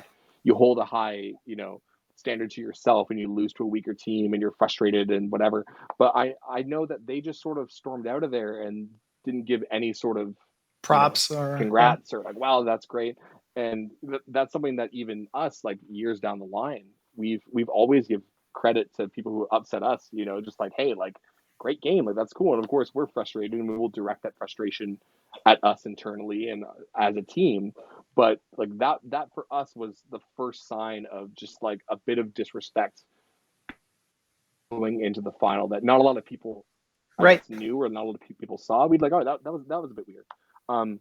So going into the final, we were really excited to be there, and of course we were taking it seriously, and we were chatting with like NRH, and they're sort of like congratulating us. And at that point, we've had it back and forth through the years through the Yes. GTA and our team, and it was, they were happy that we were in there, and I'm sure it's because they could beat down on us for sure. But I think from a Yeah. personal side, from a personal side, they were like, hey, like we're happy that you guys are here, and especially because I think that year people weren't predicting us in the top 9 on like the Right. forums and stuff. People were like, "Oh, it was a fluke," and like VB will overtake them, and all these other North, sorry, the Central teams and the West teams will, you know. So what happened was the actual incident between myself and Poncho was we were playing in the back tower in Hoffman, and that was our strategy going into the final. Was like, all right, me, Adam, Stu, we're gonna go up to the back tower. That's where all the action was. Is where all the top packs were. We're gonna go up there, and then we're gonna do our best to keep the good players up there so they don't come down to beat down on our bad players. And again, roll the dice on the bad players on our team, weak players. I shouldn't say bad.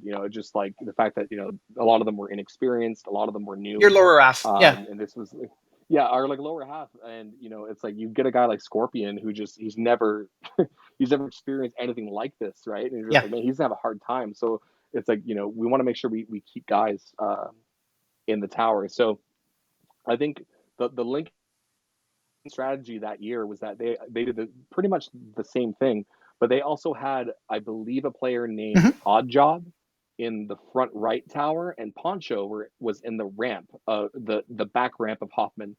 And they were pretty much sniping into the back tower and also the floor. And so we realized, or I think it was Adam who realized first, saying, Justin, you got to go into that tower just to disturb them, because we can't have them up there Yeah, sniping. And picking up free our points. players at that time weren't skilled enough to go up there to take it from them. Because I know for fact, if it was like Fade to Black would go up there, or Dark Master or Stupid would go up there, they'd probably get bounced around Right. between the two of them. So like, all right, let's send one of our good Black players up there to see what happens. So I go down and I go up the back ramp, and I think I get up there. Poncho, he hits me, and then I hit him back, and then I say pass, and he says no, and I'm like, I'm kind of shocked, because I've played 2006, 2007. There's a pass rule if, Yeah. if you're blocking, like a ramp, and I guess the thing you do is you tag the person so they're deactivated, and you Yep. say pass, and you pass by. But he said no. So then an argument occurred, because I'm like, dude, like, you have to say pass, right? Like, it's like, sorry, like, if I say pass, you have to Yeah. move, right? And I'm giving you the courtesy of, I'm doing it when you're down. It's not like you're up. I'm like, pass, pass, pass, and just like, I'm trying to burst through them. And then it got to the point where it was just, the frustration boiled, because I just stood there and I was tagging him in the shoulder and just saying pass, like, can I pass now? Can I pass now? And he just, out of the blue, just takes his gun and just checks me, and he hits my lead elbow, and then I go kind of flying down the ramp, of the hook of the ramp, and I hit my elbow twice. So I hit it first on the impact and twice when I was actually against the wall and I fell back. And like, I marked up my whole arm. So if anyone was there, they saw after the game, like, it was all rashed up, bleeding, swelling, and like, I couldn't, like, my range of motion from when I was playing was completely gone. I could only Right. play one-handed at that point. So we came out of the game, and of course I was furious. I was screaming at this guy, being like, "Why'd you do that? Like, he hit me." And I think some of the Lincoln guys were like kind of taken by it, because obviously they didn't plan this.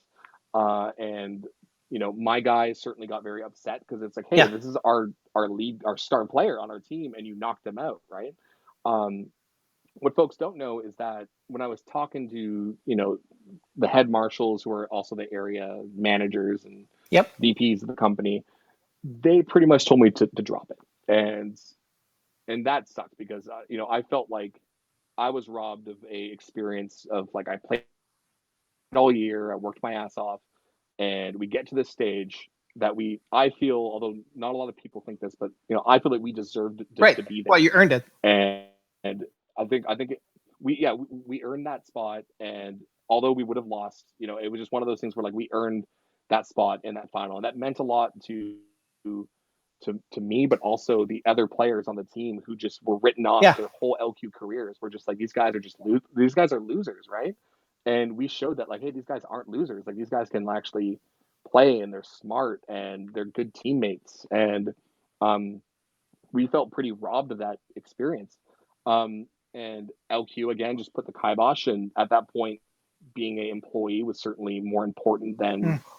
laser tag. Yes. So it was like, we had to stop it. We're like, all right, like, that's it. Like, no more meetings, no more fighting. Just, that was it. Yep. Um, and then where the controversy starts is that we went into the second game, and we were on a better set, and Lincoln was on the worst set. So in our minds, we're like, all right, great. Justin's down. He has to play still, but I'm playing one-handed at that point. And we're on a good set. NRH, I think, is still on a better set, but Lincoln is on the absolute worst Okay. set. So our goal was like, all right, great. Like, they knocked us. They kind of wanted to take a peg from us. So we're going to do the same thing back to them, and we're going to target them. And some people viewed that as like, oh, you're bootlegging, and oh, you're doing this, you're doing that, or whatever. But that's like a common strategy. It's like, hey, if there's two targets in front of you, two teammates, and there's a weak set and a bad set, you're going to aim for the bad set every single Yep. time first, because you're going to know for sure you're going to consistently score those points. Makes sense. So Yep. that's what we did. We're like, hey, we are gonna target the Lincoln players, because they were on the weakest set. So we are gonna have a better chance of scoring. Um, Turns out when the game was done, they got third that game, and we got second. So it wasn't so much like although it was fueled by a lot of anger and people were upset and arguing and whatever, it actually worked. Is that we beat them down to a third place, Yep. um, and that made them even more irate and upset and just like, oh my god. And NRH at that time were sort of, they didn't really have a dog in that fight because Right. they're like, we're just playing, and it's not like we were ignoring you know NRH players. Even they themselves said that, like, hey, they were playing hard, but they would just make sure that they would hit a Lincoln player first and then come after us because they knew that, our packs were better. Obviously, they're more skilled. And that caused a huge rift with people for certain people who were Yes. saying that we weren't trying, we weren't playing hard enough. And, I think there were some players who said, oh, we watched it on like the cameras, which are like the crappiest night Yeah. vision You cameras of can't really all tell. time. And it's Yeah. like, yeah, how can you tell if I was, trying or not? I can only speak for myself, is that I, going into the final, had no desire to play. I was pretty beaten physically and emotionally. I was just really all out. Like, I tried to sit and say, hey, can I just sit? And they're like, can someone fill in? They're like, nope, deduction. And so I was playing, but again, like, one handed. I was just playing and trying to do the best that I can. And certainly I myself was targeting Lincoln players and then going for NRH players. But again, you can talk to the NRH team and they can say like, hey, you weren't standing in front of me and feeding me points. It just didn't work out that way. Um, and yeah, that caused a massive rift between our teams, the competitive scene, and it changed some things for the better. Like, for like, no more triple quests, we got Yeah. double quests, and that's kind of cool. But I certainly look back on that experience, and it wasn't a really positive experience for me and the scene and all this. It just seems like no one really won in that situation, which it, it's a shame. You look back and like, hey, that's not cool. Like, we worked hard. I'm sure Lincoln worked hard, NRH worked hard, and to have a situation like that occur is not ideal. I think the bad taste that came from us was that immediately the bigger issue was like Toronto boot Right. flags, not the fact that this player injured another player, which I think set off our mindset going forward. This sort of like, we don't care, bad boy Toronto sort of thing, because we're like, hey, if we can show up and we get hurt and nothing's done about it, like, Yeah. who cares, right? Like, who cares about sportsmanship? Who cares about this?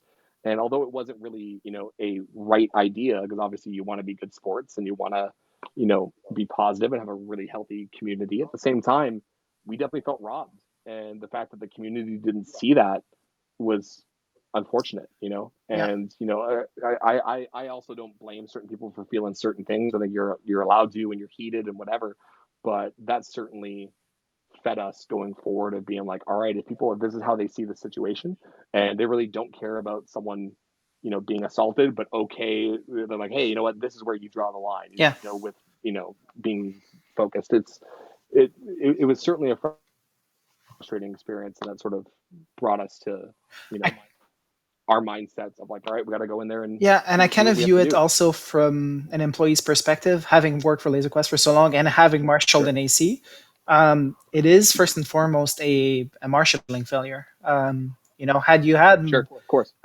somebody like witnessing the incident, then all of a sudden, it's crystal clear, and you get an unbiased third party in there to kind of pass Mm-hmm. judgment on what happened. So yeah, I can see how Mm-hmm. that kind of leaves a sour taste in your mouth. Like, you work so hard with this brand new team to get, like, to NAC finals, and then like this kind of spoils it for you.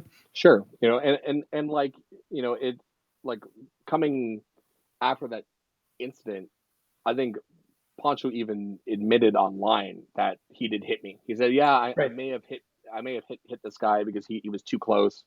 There were certain instances where, like, he was out in the front of house and he was smirking. I think Spam was right there, like, look, he's smirking. Of course he did it. It just, all Right. these things sort of piece together, like, after the incident occurred, and we might have held on to that grudge longer than we needed to. So again, we're not Yeah.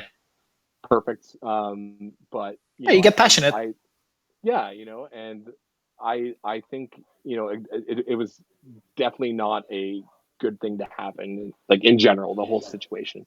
Um, but it happened, and we're stuck with it, and it's history now. And So I'm Yep. I'm happy to say that like going forward now, like we don't have resentment and no, Yeah, yeah. we're not still talking Lincoln, all that sort of stuff like that. And It's tag. to see a couple, yeah, right, right, it's tag, right? Like there's bigger issues in our community than what happened 10 years ago. You know what I mean? So or more, sorry. Uh, Very much but so. um, yeah, no, and it was actually real great to see a couple other guys show up at the Denver 8 Man a few years ago. Yep. I think Pretender, Brum, and Infestor showed up, and it was kind of great to kind of like put all that stuff aside Yep. and just focus on like the now. And it was very friendly and very cool. So, That's what you it's know, all about now. Yeah. yeah. So like I'd more so would rather to focus on that than just what happened way back when, because I'm sure Yep. that we could just go through with a tooth comb on all these incidences and all these fights and whatever. And Yeah. um, It's not you worth know, it. yeah, Okay, so moving forward, Jesus, 100 minutes, dude, and we're like at a quarter of the agenda. Moving forward, something that we oh, sorry, absolutely, oh my god, it's all good, sorry, it's all good. Take your I'll time. talk faster. Something that I absolutely want to Yeah, cover and want to talk about, because it is the pinnacle of our sport, and because even though there was World Championships later, I still feel it still feels like North American Challenge is the premier tournament that ever existed and yeah, that will ever exist. yes, So it must have felt really fucking rewarding for you to win your first one in 2010, right? yeah, yeah. 2010 was a really good year, and I think a lot of it was our less experienced players got that experience. So you had players like you know Echo and Dark Master, who changed his name to Tom Time, who really were grasping these skills and really Right. meshing with our team. And for so you had that, and we were just having really good practices, and we were really focused and driven. A bit of like a hey, in 2008, like yeah, we kind of had a bad Yeah. taste in our mouth, but we're gonna go back to the scene of the crime. And so yeah, we like went back and we competed and we played incredibly well. I think that was sort of like the first year that was like, all right, like everyone is committed. There's no one on the team that sort of is rubbing us the wrong way, or they're just causing drama or issues or anything like that. And yeah, we showed up and we played exceptionally well, and we really I think that's when we sort of came into ourselves and our roles. It wasn't just myself and Snake and Excalibur putting on top packs and carrying. It was like, all right, now we can work as a cohesive unit and Yep. we can work together and have roles. And it was fantastic. I remember the years of practice were just great, and we knew that there wasn't like a region, so we knew that we would have to go in guns blazing at NAC and just hope for the best. Um, and yeah, we played exceptionally well, and there was a lot of pressure on some of the other teams. I know that Hoffman was super hungry. They knew that they was in their like home center. They were really excited. NRH was back with a vengeance. They just come off a win on Yep. 2009. On top of that, so that was huge. And we knew that we had our work cut out for us. And on top of that, it was like that. It wasn't just the first year that we won, but it was also the year that we started our feud with like Mesa, where we seeded with them. It seems like all the time. So that was Yeah. the first experience with them. And of course, years go on. It was a big back and forth, but at the same time, we bonded very well with them as friends, and that was Yes. real great They're to cool have that guys. friendship. Yeah. NAC 2010. Yes, And as I remember, I think NAC 2010, the finals was kind of, it wasn't close, right? You guys won handily. yeah, it was pretty decisive, which is nice. I think you always want to have a decisive win when it comes to two team games. Um, and I think a lot of that was based on the fact that we were on the same page, we were hungry, we were all set to go in there and do what we needed to do. A lot of it too was that two team games were a completely different thing at that time. So a lot of the teams going Yes. into that really didn't know what to expect. And although we practiced that, so of course back home we were playing 4-on-4 and doing a lot of that stuff. At the same time, it was a bit of an unknown territory for us, and I think the big shout out goes to Spam, who was the one who was really driving home the point of plus Right. minus, and what we can do to be effective inside there. So I think we were grasping with those techniques and trying out different things. I think that year as well, we were that sort of kicked off our whole like rivalry that we had with Mesa, where we seeded with them, and they Yeah. almost beat us. So that was sort of a huge thing too. And I think that was probably the closest that they've ever gotten. And that sort of put us on our toes going into the final, because like, man, like things can swing like crazy where you think you're doing well and then you're not, or one person isn't being as productive, or maybe someone's being too productive in score but they're still getting hit a lot. It was a lot of Right. different factors that a lot of teams were still struggling with, including us. So that sort of really set a fire for us going into the final, and and to have that decisive win on you know, NRH was, and we've sort of been roughed up by them for the past few years, and we learned a lot from that. So for us to be able to come back and learn and apply what we've learned to go back in was fantastic. So that year was super cool for us. And you sort of look back at where you started. You look back at starting in 2006, and you look back at what happened in '07 and '08 and '09, and you sort of see that you can sort of look at your achievement and know that it's been worthwhile. So I think that for me it was a huge thing. And I think that's when me personally I started to get more respect from my teammates, like from Excalibur and Corwin and Right. Decoy. Is like we're all still friends and we're friendly and stuff like that. But it was sort of nice to be able to stand in the same line as them, and know that I'm still at the back of the line, but to be able to stand on that same line with them and other great players, I think was huge for me, and that meant a lot. So Yeah, those are pretty big names to stand up or to consider peers, right? sure, yep, They're legends of the game. absolutely. It must have been like super rewarding. Like obviously I've never won an NAC, but like I think at that is that still your most proud win as far as tournament goes? Uh, I'd say yes, but for me, a lot of it was I find like a positive for each one of my wins or tournament you know appearances, and depending if I've won or lost, I Yes. really do take something out of each thing that I've done, or why am I doing it, right? So, Yeah, absolutely. um, but it's definitely up there. I'd like to think that our 2012 win meant a bit more Really? and Why? our 2010. And I think it's not so much that it was the first win, and it's not because we lost in 2011. I think it was within By one like 10 points. tag, and Yeah, that. yeah, yeah. So you'd say that the 2012 win was like even more rewarding than the 2010 one? Yeah, and I think a lot of it was that although you do win a championship and it's great, I think a lot of it is coming back to show folks that it wasn't a fluke, and that You're right. you are still top of your game. And I think the following year, although we lost by a very close margin, a lot of it was just like, hey, this exposed a lot of weaknesses. So for me, the 2010 year, again, it's in the past. You can't really look back at, hey, Right. we won this one time and that's all that matters and whatever. But, you sort of go into it. And although, I felt that, I had a great year in 2011, and I think my plus minus was great in the final. And it was like, hey, great. Like I played well. This is cool.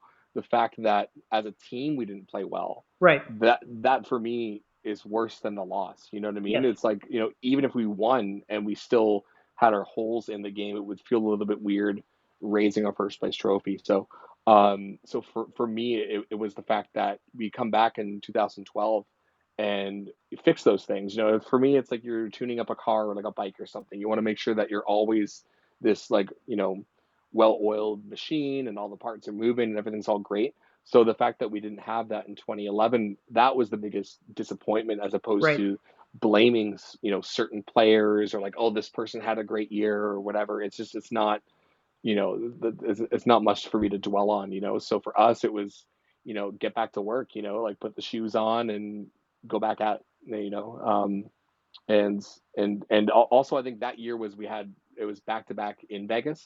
So it was Okay. like we had 20 like Yes. 11 in Vegas and then 2012. So that was kind of cool to go back and compete it, um, you know in the same maze where you attain some failure. And I think that for me is the biggest takeaway, is that, I've touched on this prior to, is that sure, you can lose and you can dwell on it and accept it, or you can say, hey, like, I can learn something from this. And I think that's something that drove us, was like, hey, this is a chance for us to learn, and not just for us to be like, oh well, like, this is where the bar is for us, and that's it, and we're going to Right. show up and we're going to only achieve that, you know what I mean? So in 2012, when we came back and won that year, um, it was great, because for us it was like, all right, we're back to where we need to be to consider ourselves a championship team.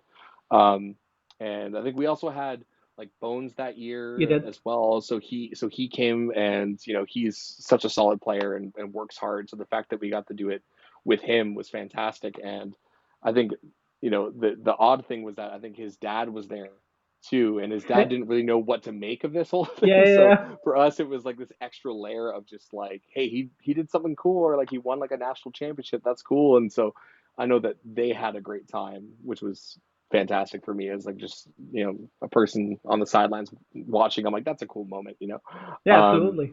but yeah, hats off to like at NRH though. Like they have like the best NAC record. They've done great things in 3-team, 2-team. I certainly contribute a lot of the success that I find currently in the game to their players. The fact that they play very, with a intensity, they're very smart.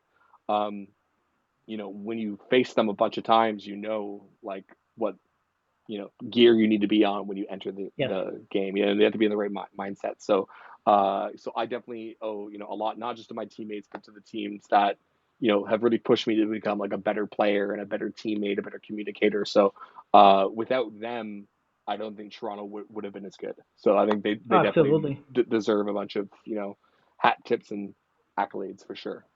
I feel that by the end, and I remember attending NAC 2011 and seeing you guys shaking hands after the final game by like when they won by Right. like 10 points or something like that.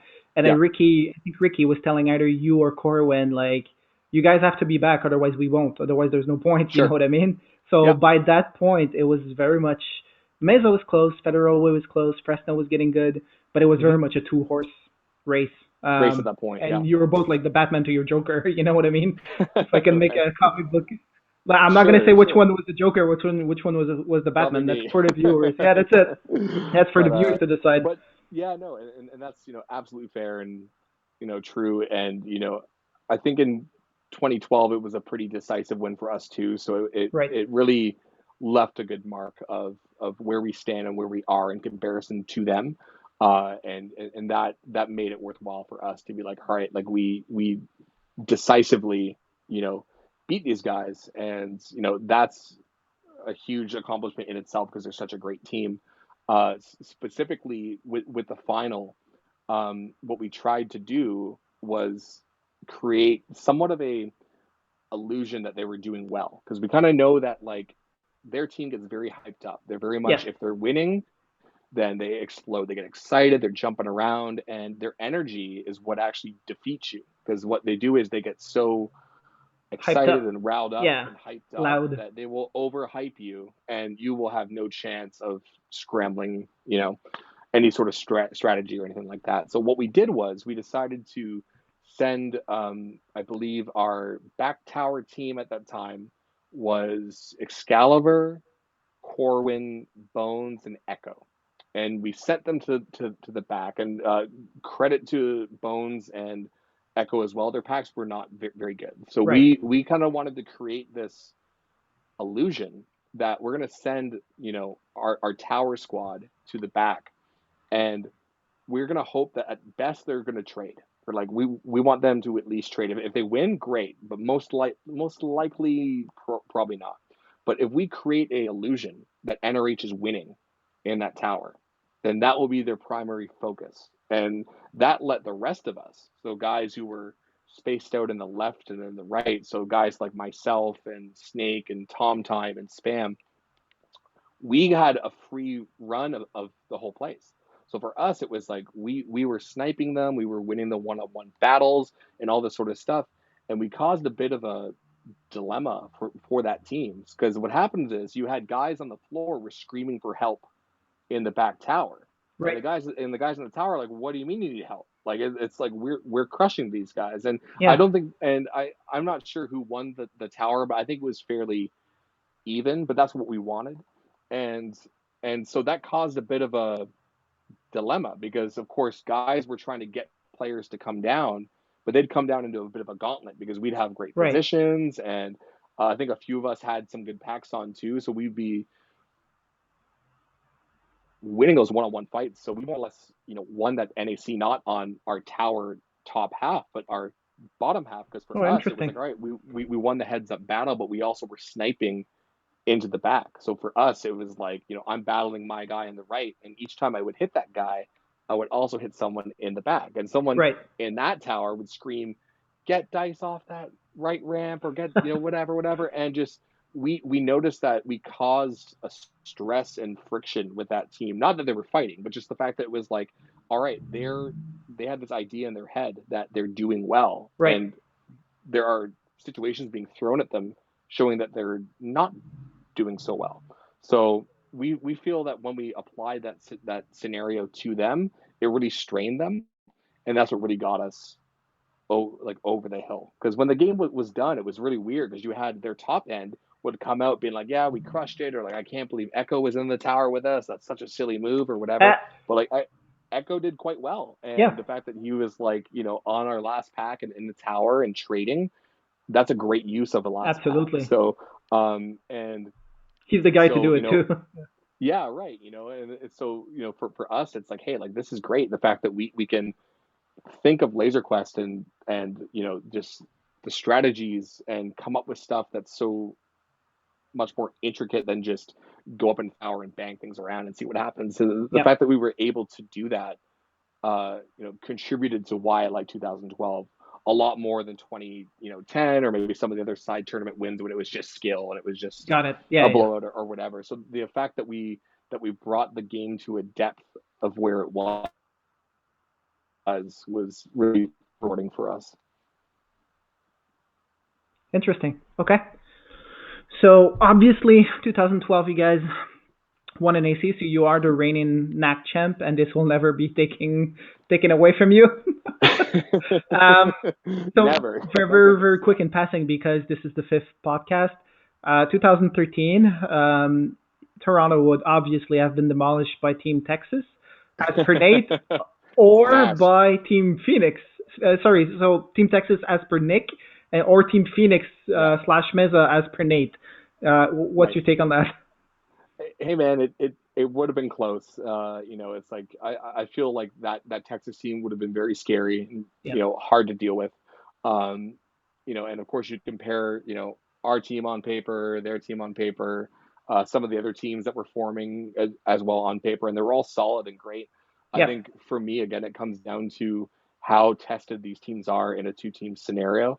Right. I feel that we had a better grasp on two-team strategy, pack assignments, playing in a plus-minus scenario than any other team in the world at that time. So that's why I would obviously throw my hat into my own ring. Absolutely. But Yeah. Fair enough. it's one of those things where it's like, yes, there is an aspect of skill, and the Texas team would have been very skilled. Some of the other teams that were combining as well would have been incredibly skilled too. So it comes down to if they could pick it up and if they could handle that two-team role, which I'm sure that they could. So I'd say it's a toss-up, I guess. But We'll never know.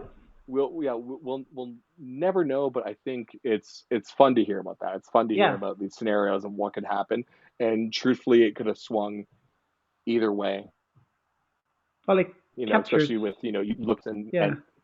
It captures people's imagination, right? Like any For sure, fantasy yeah. sport, like any fantasy sport would. So it's fun to speculate about, basically. Oh yeah, and I think at the end of the day, you're gonna get a great matchup. I think, and I think that's what's important at the end of the day is you're gonna get the good games of tag that are gonna come from that. So I think that's great.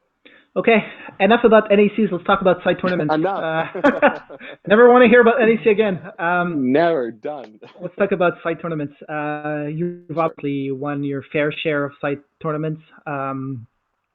since you've been playing them, Sure. major ones that stood out. I think you are tied for having won the most Vegas tournaments. Is that correct?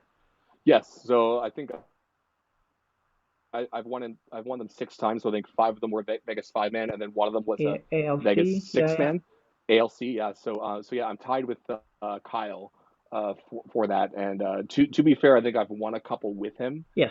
as well. But I think it is kind of cool to share that title with such a phenomenal player. The fact that that tournament is very hard to succeed in with the amount of talent that are there. Yep. So I'm honored to share that with him. Of course, I would love to have a leg up on him any chance that I can get because Uh, he's such a good player. But I'm happy to share that with him for sure. so I think that I want to touch on here is that I kind of said this before, but I kind of view Vegas as the All Star game. You know what I mean? Sure. So Yep. there would be the regular NAC season, regionals, everything, and then everybody would go to Vegas, like all. And Right. Vegas was the tournament to stack your ass off. Sure. So I guess it's only fair that one of the biggest stacker in the game would have the most titled. No, in all seriousness though, Sure. why do you think you were so successful in Vegas over the years? Um, Part is that I knew how to build good teams for that maze. So not just for the 5 mans, but I also played like a lot of Nax there, and I knew Yes. a lot of the good angles and what needed to be done and what needed to be covered. Um, there are times where I go in there and I play very well as being that guy in the tower that stands in the right tower who holds the spot. You can score a whole bunch.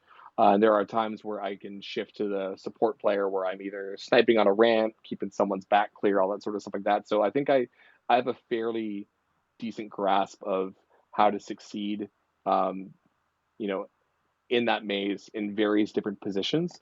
So when I've built teams for that tournament specifically, I've pulled guys who could fill the roles that I deem essential to winning. It doesn't work out all the time. I've lost my fair share there too.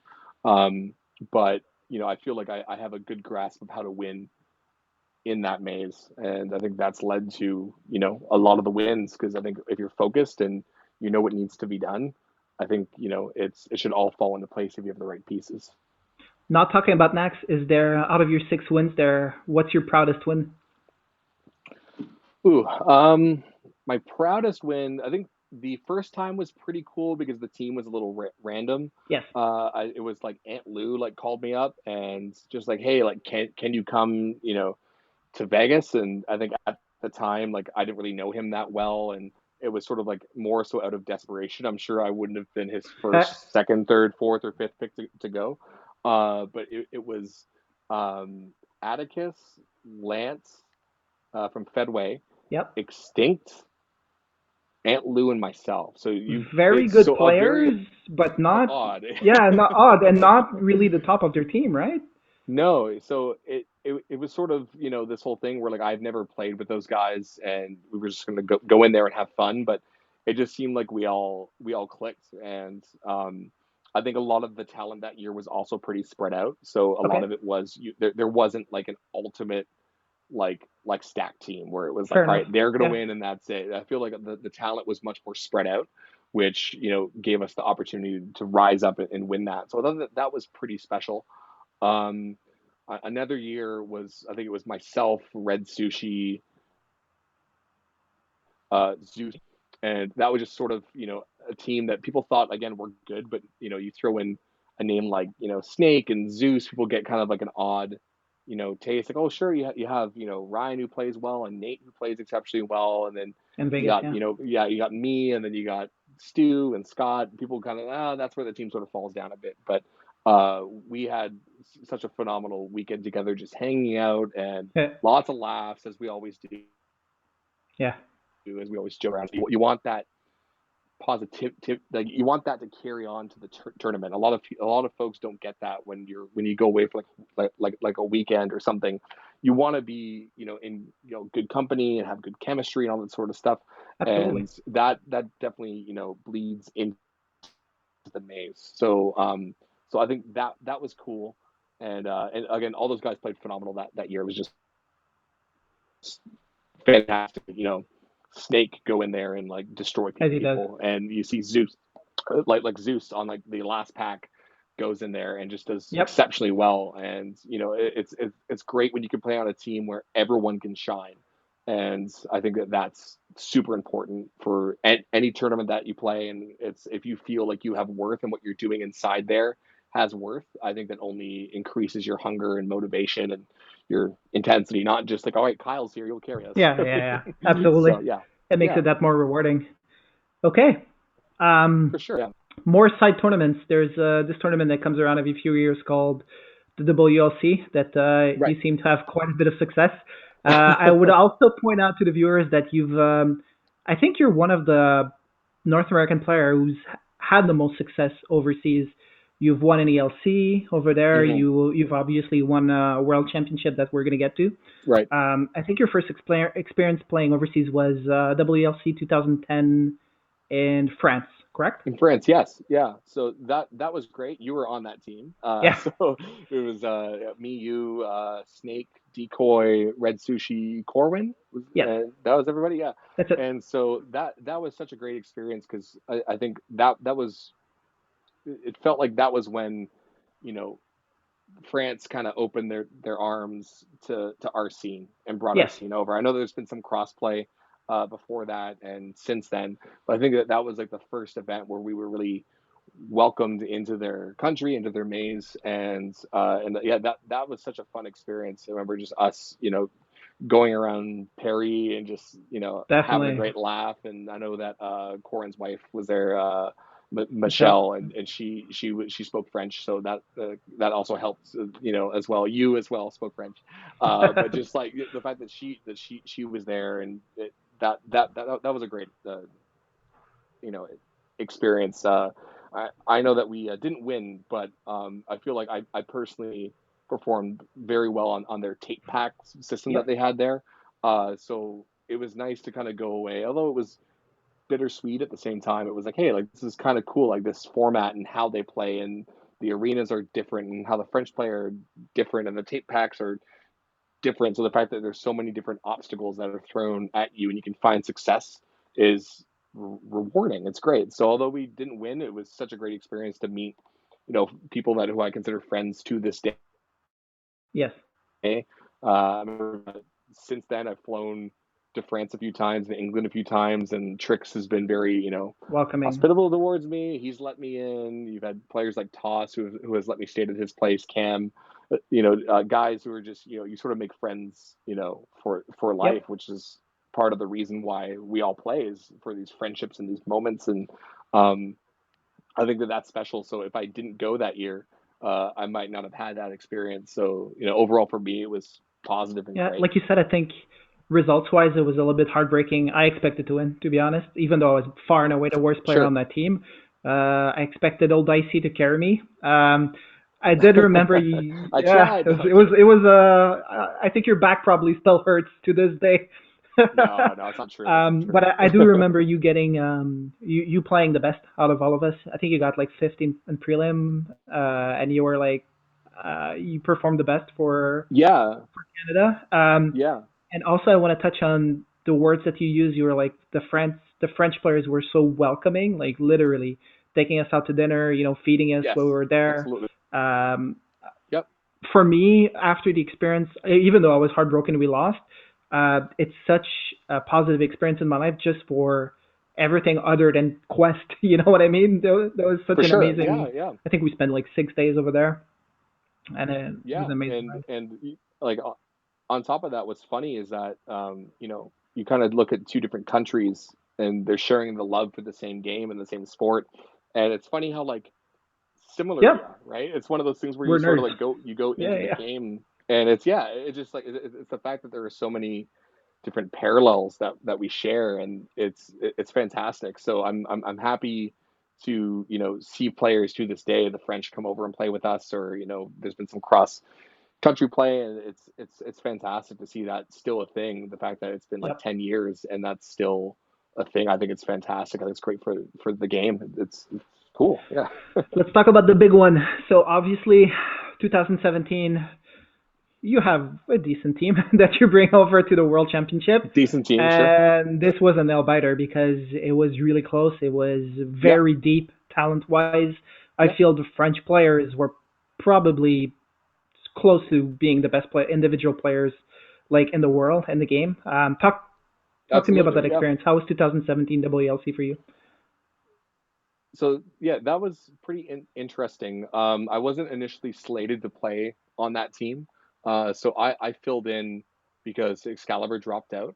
And it was sort of a interesting team because you had three guys from Canada and three guys from the States. So the team was Enemy, Lollipop, Colombo, mixed with Spam, Corin, and myself. And obviously we know each other. We haven't really played with each other a whole bunch, but what made us very effective is that I think we all six of us had a great understanding of the game, what we needed to do. Yeah. Um, so especially we're going into foreign territory, a different maze, bring packs. So although we have the luxury of practicing with them up there, certainly the guys in the south didn't. So we knew that they were going to be in for a bit of a Adjustment. shock of like Yep. yeah. So a lot of that was us showing up, and the fascinating thing for me because we've sort of had our back and forth. Of course, Nick and I will disagree on some things. Colombo and I will disagree on some things. But what was really special was that we'd go into a game with a plan of attack, what we needed to do. And when the game was done, we'd come out and, of course, win, lose. We come together and discuss what the problems were and how we could be more effective and what worked. And the fact that we could have those discussions and be honest with Hmm. each other, and although at times we may have disagreed on personal things in the past, the fact that we were so in line with what we needed to do and accomplish was fantastic. So it almost felt like a knack team. It was the fact that we'd come out, we'd have a discussion, and kind of go from there. So I think by the time that we got some games like under our belt, and we were going into day two, and we are going into two team, which was definitely a strong suit for us.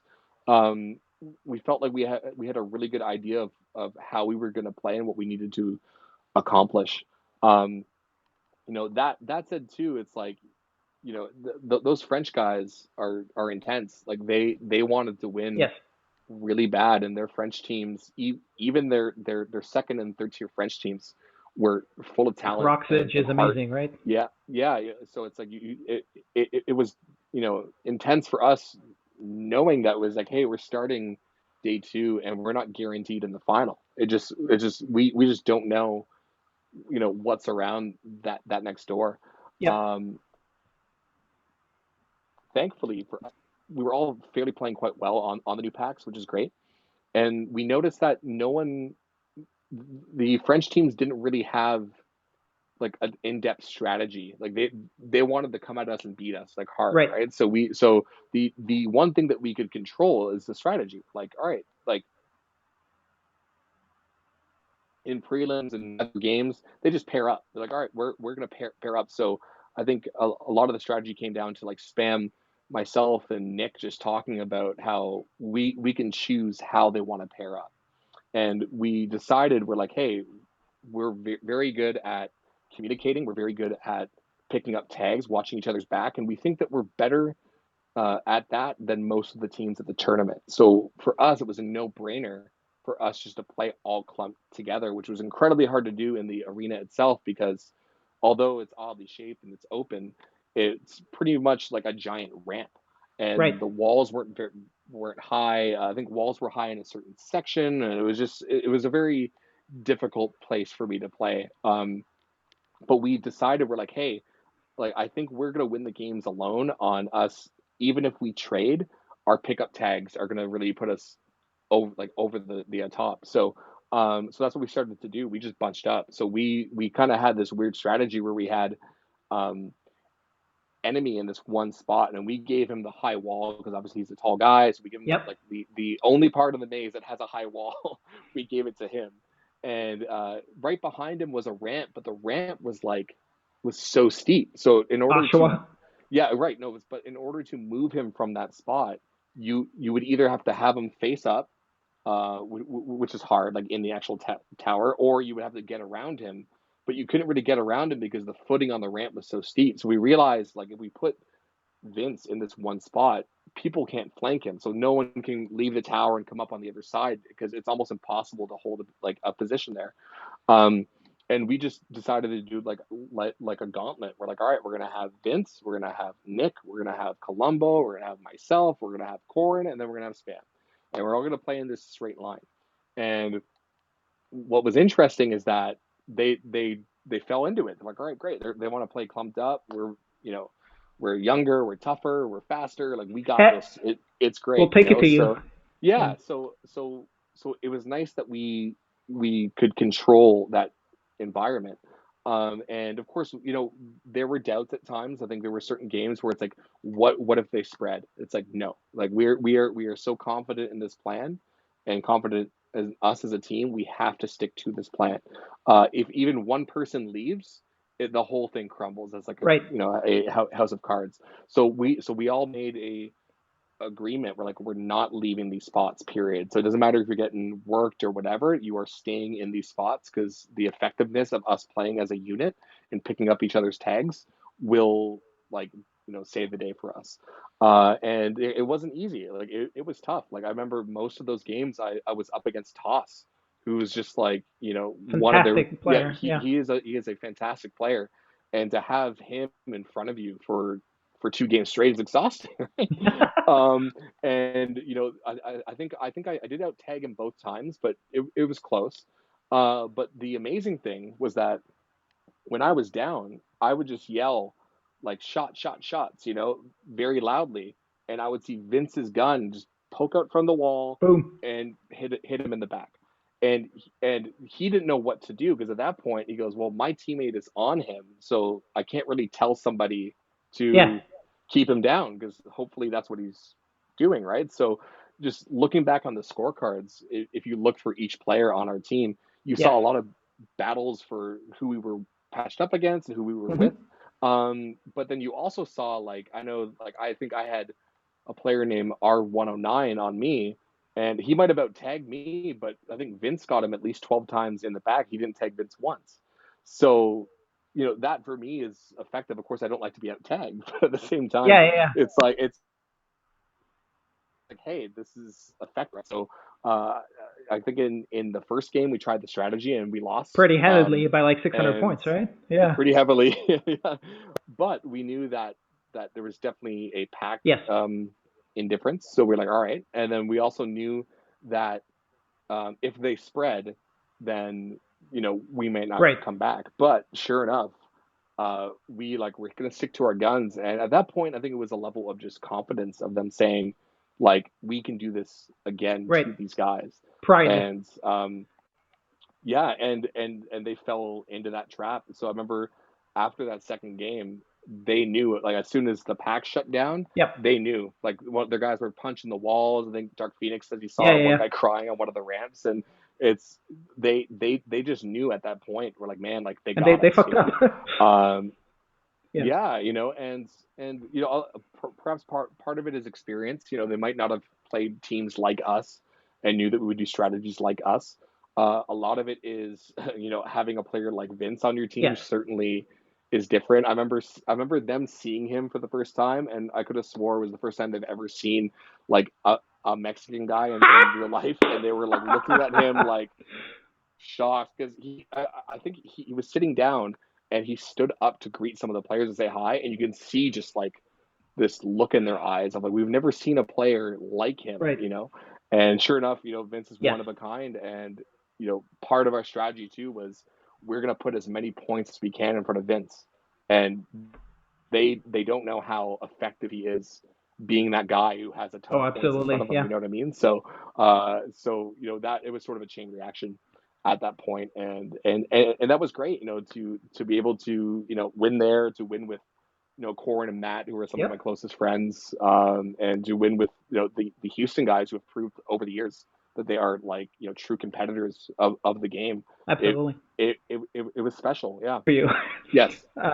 So I had Nick on a previous podcast, Lollipop, who was obviously your teammate, part of that team, and in those games, saying that given the layout of the arena and how sensitive packs, that basically the floors would be a death trap. So he was saying that even if the French team would have spread the second game, it would not have made a difference. Actually, you might have beaten them down even worse. What's your take on that? Potentially. I know that the floor isn't really easy to play. I think if we spread out and paired up on them one on one, I think we might have had a better time.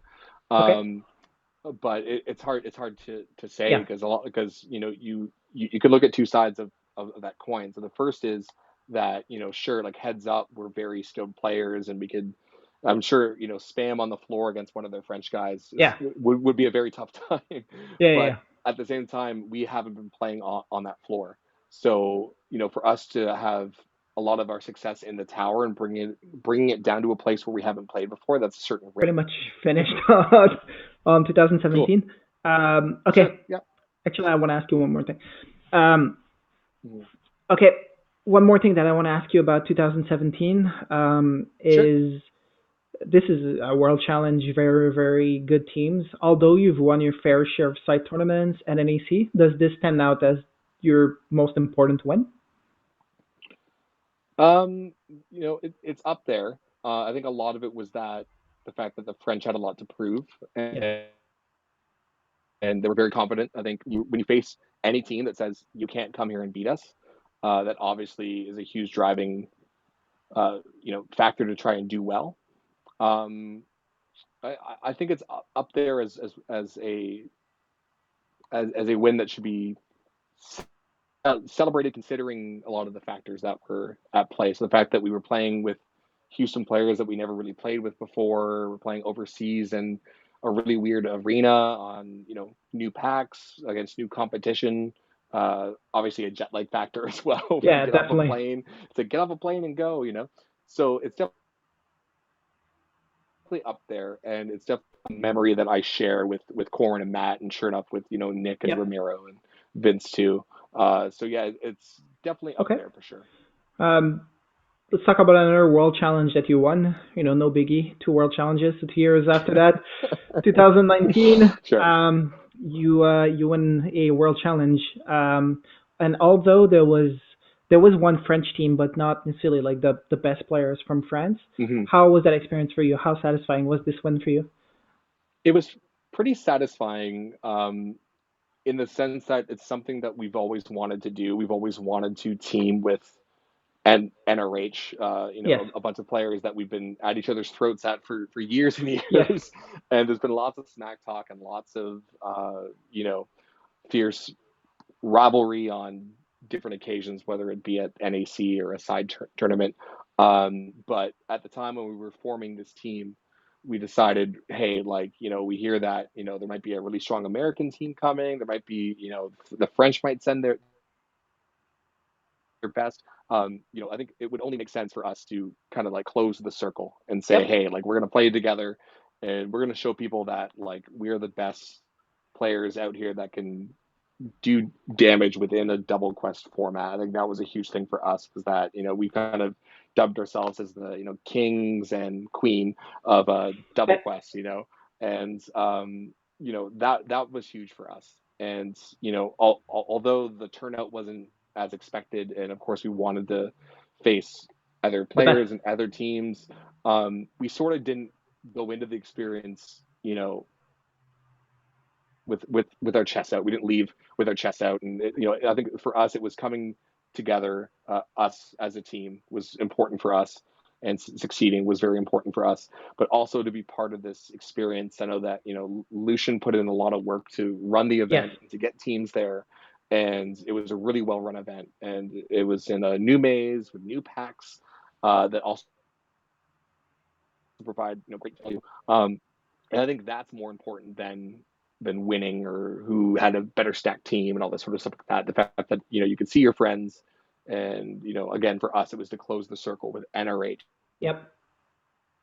Like that was super important. And for me personally, it was like I've never played a Worlds and had success with like Excalibur. So there've been certain circumstances where we've played together and we've lost, or we've tried to play together, but circumstances come up and we just not team up.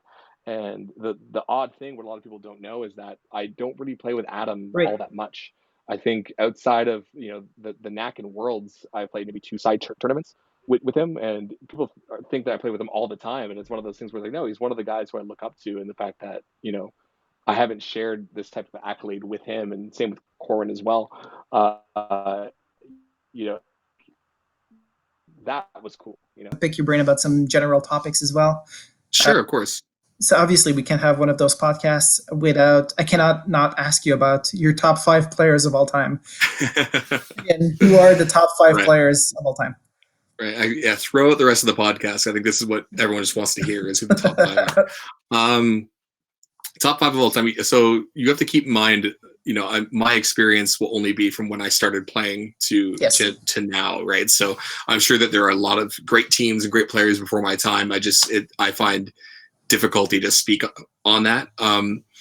Also, on top of that, just with top 5 lists and stuff, it's so hard to have a definitive list of like who the best player is, period. You know, because I'm sure if you get all top 5 players, you know, in a arena at a tournament, doing a solo tournament or like a heads up thing, you run it 10 ways, you're going to get a different outcome each time. Absolutely. It's just the top, you know, 5 or the top few folks in our game are just, you know, just unreal players that can have, you know, great games and bad games, but they've consistently been at that top tier rank. If I were to pick like top 5 today, right now, in terms of people that could show up right now and just be the top 5 players in the game in no order whatsoever. So wait, hang on. I'm going to ask you about top 5 prime after. So okay, yeah. First, so I still think that the top 5 players of all time to this day will probably be the top 5 players currently, is what I've sort of settled on. Doesn't make me right, but just my own opinion on that. So I'll say this in no order whatsoever.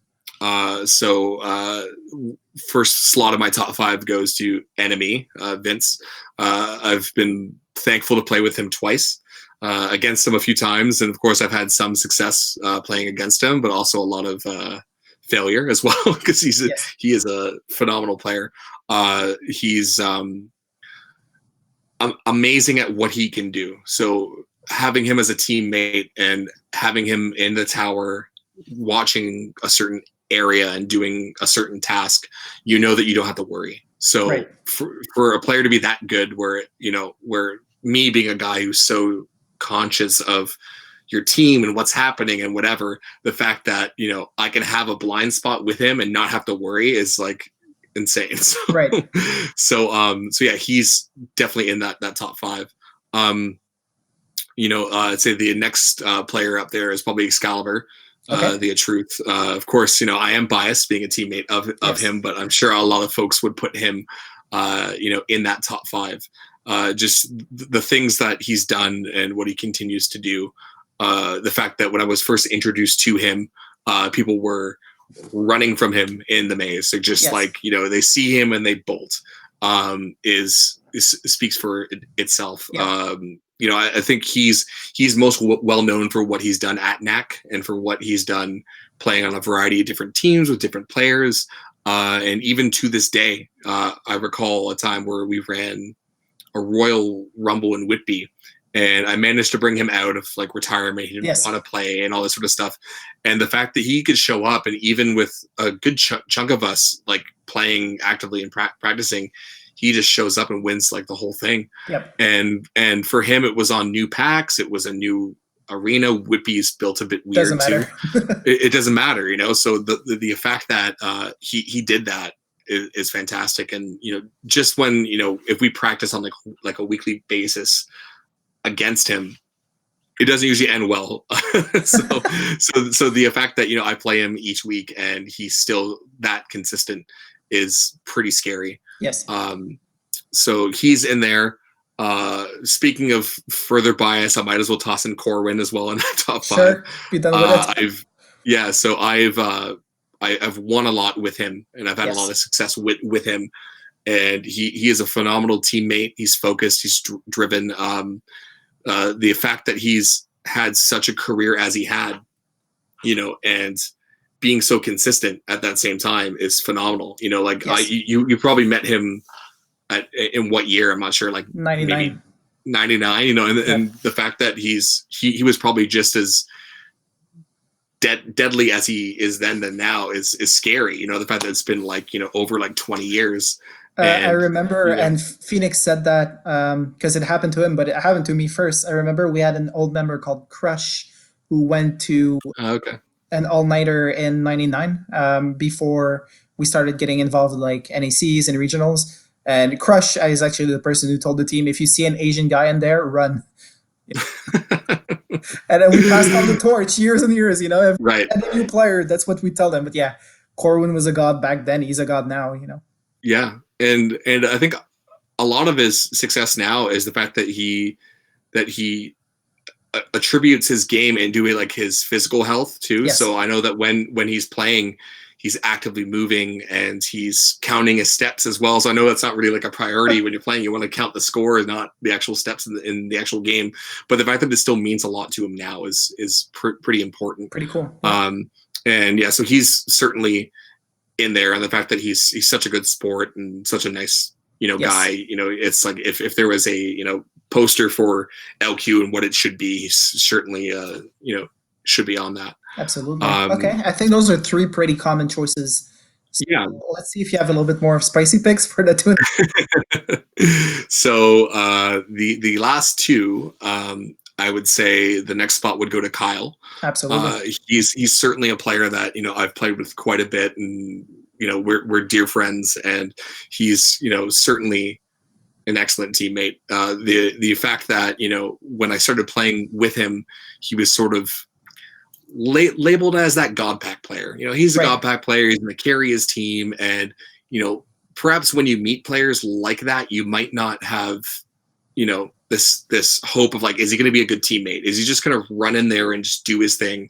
And I personally, when I play on teams and build teams, I value being a good teammate more than, hey, I'm going to give this guy a God Pack, he's going to go on a tear. Right. But I've soon learned that, you know, Ryan is a great teammate, is a great communicator. He's someone who sees the game similar to myself. So when we're in a tower and we're working together, we know what needs to get done. So he's probably one of my favorite teammates to play with, who's not on Toronto. And yeah, he's just like a solid player. You know, the fact that he's probably won more tournaments out of anyone, everybody. Right? It's like that you can't deny, right? My last slot, which might come as a surprise, you know, for some, but I'd probably give it to Sifu Mo. Okay. And you know, he's a player that certainly in recent years, again, you don't really see him a whole bunch at side tournaments, and he doesn't really make a lot of top fives or you know, greatest of all time or you know, but you know, he certainly is a contributing factor to the reason why NRH was so successul. The fact that he was, you know, treated as, you know, their guy and their leader, the one that they looked to win, and the fact that he was so consistent in his play, it was just phenomenal. I think that he also wore a variety of packs. He wasn't just like the top pack player. The fact that he knew that, hey, we're gonna get, you know, our guys up, or we got to make sure that, you know, we have some more scoring here. I'm going to drop myself down to play this sort of role. Is fantastic. So I don't think that people give him enough credit than he deserves, considering the record that he has. And of course, Worlds, when that came around too, he was just fantastic, and he hasn't played or practiced in a long time. So the fact that he did that was astounding. So normally, I ask you this question like three different ways. So I ask you like top 5 all time, top 5 prime, top 5 current. I have a feeling that from what you've told me, you kind of lump all of those three together. So I'll ask you differently. Is there any honorable mentions that you want to? Yeah. I kind of viewed those 5 kind of spread out in the sense that, all right, you know, they're like, you know, they're the greatest. They can come back and kick butt and all that stuff. But there's certainly a long list of players that are certainly phenomenal, especially you know, in current times of our scene, that are worth you know, like it's sort of odd because you look at a current list and it's like you look at players like you got like Wolverine, Blue Flame, Dark Angel, Nick when he feels like playing, he wants to roll out of bed and play like a tournament sector. All these guys who might not make consistently a top 5 list can certainly show up to like a tournament and just turn things up and do great things, right? So I think that they're certainly worthy of discussion. Yes. And of course, I know you ask a lot too about like people in their prime and like oh my gosh, like guys like Decoy, Bad Andy, Ronan, Pretend, like all these guys are worth that discussion. I just view things a little bit differently when it comes to top 10s and top 5s lists, and I currently, because I'm actively in the actual game, I view who is currently playing and kind of give respect towards them. You get guys like Voltage, Blaze, Scooby, who have always been there and they're actively playing, and I don't think people sing their praises high enough. And then you also get players like who you put all those guys aside, you put away the top 5s and the top 10s and the primes and this, that, the other, but you get guys like Yoda, Bones, Ouija, Extinct, Atticus, guys who just show up and who do great things. And although it might be a single facet thing where you get like Ouija goes into a game and he scores 800 points and he gets in the top 10, you don't know how. It's like, although that might be a singular accomplishment that he's known for, it's worth discussion and it's worth praise, right? So I sort of have a weird thing about lists, and I know for a long time I would make a top 10 list and I would just be like, all right, top 10, it's and people would be like, F you and this, and then people would fight and whatever. And my intention, although I did have a opinion of who was on that list, I did have my own thoughts, but my intention, especially in the climate of the game right now, is I want people to think that like, there is still a scene, like there is still people that are playing, and there is something to work towards, right? So the fact that if we don't make lists, and as stupid as they can be, if we don't have something to attain and work to, the game dies, right? So and I know I've caught a lot of crow from people being like, what do you mean I'm not on it and whatever, and it's not to take away from people, but it's just for people to talk about it, because as important as the yesteryears were, if we don't have current years, then the yesteryears all die out. So the memory of all that fades away and dies. So yeah, that's why I think it's important to talk, like as loud as we do is talk about the great years. We also need to talk about the great things that are happening right now in our game in order for this to go forward and to move on to bigger things. So. Okay, so let's go about it this way then. Top 5 bad pack players. Yeah, so top 5, like in terms of folks who wore not great packs and has found amazing success within that role. You have to give credit to players like Spam, who just take a bad pack, know exactly what the potential of that pack is, and know how they can influence the game with that pack. And to have that mindset, it's difficult. Like it's super hard. Yes. And again, that's something that people don't really talk about all that much. It's like, all right, like who can score up 800 points, or who can do this? But it's like, that's certainly a skill, but like equally you need guys like that on your team if you want to be successful in the long run in big tournaments, NACs, Worlds, etc. So, I certainly would put Spam there. Snake, same thing. Yes. Again, he was a guy that was sort of born to play on those bad packs, and through the years he moved up to good packs and went, slid back down as the team needed him more so on the bottom. But he was certainly a hard tag and just a guy that just would not quit in a game. He would just go and go and go. So yeah, he's certainly up there on that list.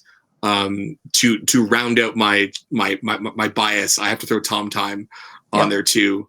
he's a guy that just doesn't get a lot of credit and praise for Yeah, what he does. And I think a lot of that too was that he did show up a bit late, so not a lot of players he did knew about him and what he did. But the fact that he can go into a NAC final on a horrible pack and take on top tier players, and I think in the last NAC he took on like 2 or 3 like NRH players at a time or something. It was something where it was like he was in the left tower with like it was impressive. Like Slaughter or just like, I don't know if it was like solo Slaughter and who just like their bottom end guys and where it was effective is something that people should speak more on. Yeah. And then I'd say guys like Unknown Rich from Brampton. It was great within his role. He knew he had to show up and play a bad pack, and he knew, hey, I need to max 2 people this game for me to be effective. And the fact that he went out and did that was great. He kind of walks into a game and figures out who's on the bad packs, and it was quite the sight to see when games end and he walks out with the person that he was eyeing up when the game started. So you sort of knew that he sort of did his job. Right? And then, yeah, right. And then I'd say to round it out, someone with not from the north, I'd say Nepenthe was phenomenal on those low end packs. So I faced him a few times at NACs and a couple sides, and the fact that he could just play some awful packs, some packs that I would play and be like, how did you do that? Was just phenomenal. Just his play and his understanding of the weaknesses and how to exploit the strengths as much as you can was just top tier from him for sure. And obviously led his team to success and more. Yeah, absolutely. Also wanted to touch on some underrated players that you want to shout out. Yeah, I know I kind of splurted a whole bunch of folks out there, but just players like Bones, who played fantastic in the last 5-man that we ran. Again, he's a player that probably would never crack a top 10, or he would never be talked about. He doesn't talk about it himself, but the fact that he shows up and plays and practices and lays like a beating down on folks is fascinating. Yep. And folks should talk about that more. I think that's great. So the fact that that he's still doing that to this day is crazy, considering his first glimmer of success was like 8 years ago, back in 2012 when we won NAC. So the fact that again he's a new player that in this time of day, that's like the game's dying out and there's less turnout and there's less this. The fact that people are still working towards something, I think that's fantastic. But again, guys like him, Voltage, who out of the blue has become like a rock star of just like he was always super good. Yeah, but just like in terms of like he was good, and then just like through the years he died off again. And I think the tournament that we played was when we sort of drew him back in. It was like, hey, I think it was like me, you, Ryan, was it Lucian? We picked up Action. Andy. No, Andy. Andy, you're right. You're right. Like Wolverine, and you got Voltage just showed up, and the fact that I got to play with him and see firsthand how that talent is still there, and the fact that I think since that tournament he's played in Denver, Vegas a few times, at Worlds, and the fact that he can still turn it up is fantastic. So I think he's incredibly underrated, and I would love to play with that dude again for sure, because I think we do some damage for sure. It's just a super cool guy to hang around with too. Yeah, and it just there's I might have beat this horse to death, but it's just like there's players right now who are working really hard to be at the top of their game, and guys who take the game seriously. You get Wolverine, Blue Flame, Gengar, like folks that are actively drilling away, still being good, finding success, and just no matter what we accomplish now, it's never going to be a NAC. It's never going to be anything pre 2005. I think we all sort of know we sort of know that, and I don't think people are expecting to be better or to be looked upon in a higher regard, but it should still be discussed and respect should be given, for sure. Absolutely. Yeah. So, given the fact that we've touched a little bit on the game's not dead. Like, do we still have like tournaments? We still have content. Sure. There's still discussion. And personally, I feel that a lot of that we can attribute to you personally as an individual, because it feels like for years and years after NAC died down, you were single-handedly like keeping the tag scene alive by organizing tournaments. Obviously, I'm going to have a bit of a skewed perspective and a little bit of because I'm in the north, and every time you like the only tournaments that I would play would be tournaments that you'd organize, right? Right. Like 10 years or for the last 8 years. Sure. So what was the drive behind you? Like, it felt like every other month you were organizing a tournament. You started LQ Tournament, the Facebook group. Sure. And so what was the drive behind that? I think the driving force at first was that, I was still finding a lot of success in the game. I was certainly enjoying it still. I still do. It's fun to play. Yes. I guess what bothered me was a lot of people saying it's dead, and the fact that a lot of people are like, oh, it's dead or it's not the same. And sure, it's definitely not the same, but there's still people who want to play, and there's still people that want to learn and grow. So I definitely was pushing for lists, and I was pushing for tournaments, and it got to the point where I was like running Vegas. I was doing something in Potomac Mills. I ran a tournament in Michigan. I was doing all this stuff outside of what I normally do, which is run local stuff in Toronto. Yes. And yeah, so a lot of people have said that you put it on life support of just like, hey, it's and I appreciate people saying that, but at the same time, it's nothing without the players who take it who are showing up and still being competitive, right? So if we didn't have like the greats still playing, or if we didn't have the current top tier players that are still grinding away and playing tournaments and dragging people out of retirement and all that sort of stuff, it doesn't matter how many tournaments I run or how much stuff I stir up online. It certainly definitely rubbed people like the wrong way, in terms of, it felt like I was taking things over, and I totally can see that, and I can admit that, how some people can be like, wait a minute, like, he's running stuff, it's gonna be his way, it's gonna be that. And that's why within the past few years I've definitely taken a step back, and I've definitely let other people have that space. And you get guys like Lucian, who's has been keeping, he's kind of doing what I've been doing. Doing a fantastic job. Yeah, but he's doing a fantastic job. And what's amazing about him is that he doesn't really play. Like, I know he was like injured, and he's getting over that, and he says he's going to the gym and getting some rehab done on, I think he was in a car accident. And I think what's fascinating about him specifically, how driven he is to run these events and have no stake in it. Like, in terms of like, he's flown to places and not play in like a tournament and just see people and have fun. And the fact that we have people like that is just, it's fascinating. And, I'm sure deep down he does want to play, and he has played a few things here and there. And I think once he's, 100%, he wants to put on a pack again and go hard. Yeah. I think that's his driving determination. But for me, it's important to have that people like that.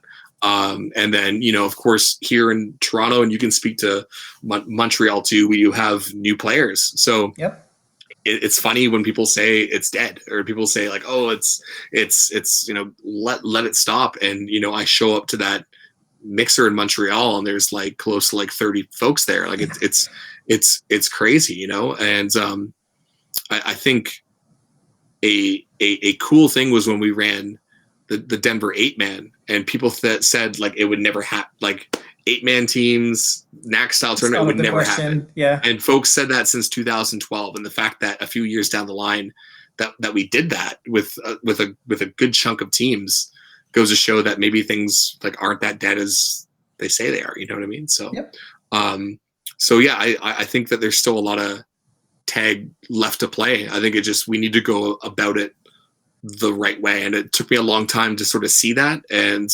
but I'm glad I've come down to the point where it should be more about giving respect giving space to players to grow and learn and celebrate the success of those new players. And I think if we don't nurture that, it doesn't matter how many old players come back or how many stack teams we get for this. It's going to be out the window, unfortunately. There is definitely a challenge in getting new blood. And I think part of it, like, we kind of own that responsibility as players to try and include everybody, but it's kind of hard, especially when you get to tournaments. Obviously, the easiest thing is to go after players that are weaker. You know what I mean? Sure. I also think from a Montreal perspective, management and the Laser Quest staff has a lot to do with it to try for sure. Management and like try and promote. Is there any other points that you would like to bring up to the committee? Like, how do we ensure that there is, like, people for whom we're going to pass the torch? Sure. I think you bring up a great point where, if you don't have the staff behind you, it's incredibly hard. And I think you just need to approach it the right way. So I know for us, when we play here and practice here, we kind of give them like a reason to support us. So we say, hey, we're going to show up each week. We're going to buy the monthly pass. And hey, you know what? We're going to try to run a event or two in like a year. So the fact that you give a dollar sign to your business and your sport and what you're about, they can understand it better as a business. And I know it's not right, but it's one of those things where it's true. It's like, hey, if I show up each week and I bring 10 guys each week, we each have the monthly pass and we're going to run a tournament at the end of the month. Like, that's a significant portion of cash from like a customer. So although I'm a player, I'm a customer at the same time. So you really need to talk in that speak to LQ sometimes to break, that wall down. Because a lot of the times, perhaps these GMs and managers, they view us as just, we're annoying, you know what I mean? Just exactly. So and it might not be your fault. It might be the previous guy that was there before you, or maybe that GM worked at another center and then they had a bad experience with a member and all that sort of stuff. So I think that's certainly a start. I know for us now, when we play, our practices would be open to whoever wants to show up and try. So it wasn't this, oh, we're going to cut this guy out, we don't want this guy showing up or whatever. If you want to show up and you want to learn, you are welcome at our practices 100%. But you're going to play with our intensity and what we want to do to achieve and move things forward. Yeah. So like, there has to be that mutual respect with older players and younger players. But they like that. They like being viewed as like an equal. I know when I started, I was not viewed as an equal. I was like, yeah, you're pretty much a trash can, But the fact that you treat them as people and folks that you're competing against, with sharing that respect is important. You touched on one thing about nuking players in prelims, and that's a touchy subject with a lot of folks. From a personal standpoint, you can probably attest to this, is that it's incredibly rare that you're going to find me on the floor chasing somebody or whatever. It's not something that's really in my DNA. I know when I play in prelims, I'm working my spots, my angles. I'm seeing what spots are effective, what are the weaknesses. I'm sizing up the competitions and the packs and this, that, the other. So I don't really have a lot of in-game interaction with some of these younger players as someone who is really hoping that they make that top 10 list, who nuke these guys. And I've been to many tournaments where people show up and it's like, hey, I take this guy 68 times. And I'm like, do you want a high five? Like, I can't give you a high five for that, Unless that guy is Excalibur or Corwin, like. Yes. Yes. Or me. If you do that, I'm buying you a drink for sure. But I think that's something, sure, it is a skill to go in there and to rack up an insanely high score, but we're not talking about the blowback that a player gets from that. If a new player shows up and they get railed in prelims, they're not going to come back. Yes. And so although it's a talking point that people don't want to hear, it has to be talked about, part of the things that I've done to combat that is to run like a lower tier for teams that would get knocked out of like a playoff spot or a semi spot, to run a low bracket and to make sure that you have a trophy, there to show people like, hey, although you're in the B bracket or the low end bracket, it's like you're getting all these players around the same skill zone and they're competing and they're trying, and the fact that you run that, it means so much to these players, although it might get drowned out by some of the louder voices and the more skilled folks. But I know that it means a lot for these players. Absolutely. The fact that they can find success at the low end of the ladder, and that drives them to climb up and go further and further. So I think that is a consistent thing that's changed in the last few years, where we have run that low bracket, and it's been great. I think I've only heard positive things from that, and I think that does wonders for these new players for sure. Another thing that might contribute also to the hardships of including people and having new blood come up is from somebody who hasn't had all the years that we've had playing, interacting with other players, like playing tournaments, playing competition. The rules are pretty confusing. when you first break into the competitive scene, you're like, what do you mean I can't hold my laser this way? I can't do this. Sure. So there is kind of like, I think cheating and rule enforcement has been a tough issue to tackle for a number of years now. Absolutely. What in your opinion can be done to tackle this issue? Not much, because I think that the players who do quote unquote cheat are going to cheat. It's going to happen. I think that when I rolled out a universal rule set for Worlds, yes, the intention for that, and I should also correct myself, was that although I got the rules together, it wasn't something that I just came up with and wrote down. It was a collab. All this stuff. Like, it was a collab with at least 12 players from across the globe, and the rules weren't really new. They were all things that we've all done in previous parts of the globe, but we just took the ones that made the most sense and brought them together on a list. And I think a universal rule set is important, just so we as a community all begin to play the same way and know what the expectations is on the same way. So although it doesn't solve all the problems, and sure, people might have issues with certain things, it's one of those things where if that's where the bar is, if that's where the expectation is, then people will naturally be curved into that form of play. And again, it's hard to hear for some people who play a certain way and have a certain style. And I totally get that. It's frustrating. I think we've all had to tweak things when we play under that rule set. But the appreciation is that when new players show up to tournaments and this is the standard, that they play by it. And then they can learn a bit faster. It's frustrating. They're not dealing with people that are cheating and blocking all this stuff on them and whatever. And that only compounds the frustration of trying to learn something that's new. Certainly the new packs help because they're more sensitive and people have a bit more of a fighting chance.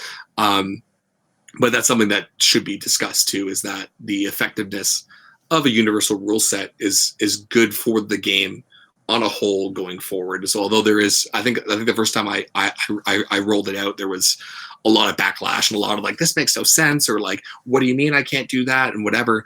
But the funny part is that since that's been rolled out, I think play at tournaments has been better. I like to think that it's been more competitive. The fact that the rules have a more strict fine or a penalty means that people are kind of more afraid to edge up on that ring or to hold a lean a bit longer. And I think the play has gotten better. I'm trying to think of like the last mate, I'm trying to think back to Denver and Worlds and San Jose and all this sort of stuff where we did implement these rules and there wasn't a lot of bickering and a lot of frustration, or it was a lot of hard play. And the fact that we're going with that model going forward with a new generation of players, I think it's cool. Yes, I think it's great. Yeah, as opposed to new players play at this site and this is the standard, and then new players play there and this is the standard, and then they get turned off by it. It's you run a bit of a risk for sure. Another point I wanted to touch on as well that is a hardship for new blood is stacking. So we had recently Lucian's podcast on Friday. He's totally stealing my content. No, I'm just kidding. Lucian's podcast. I really like what he's doing, by the way. It's great. Yeah. The Knights of the Drunk Table. It's amazing. It's really entertaining to listen to. Yeah. But the last topic was this: did stacking kill NAC?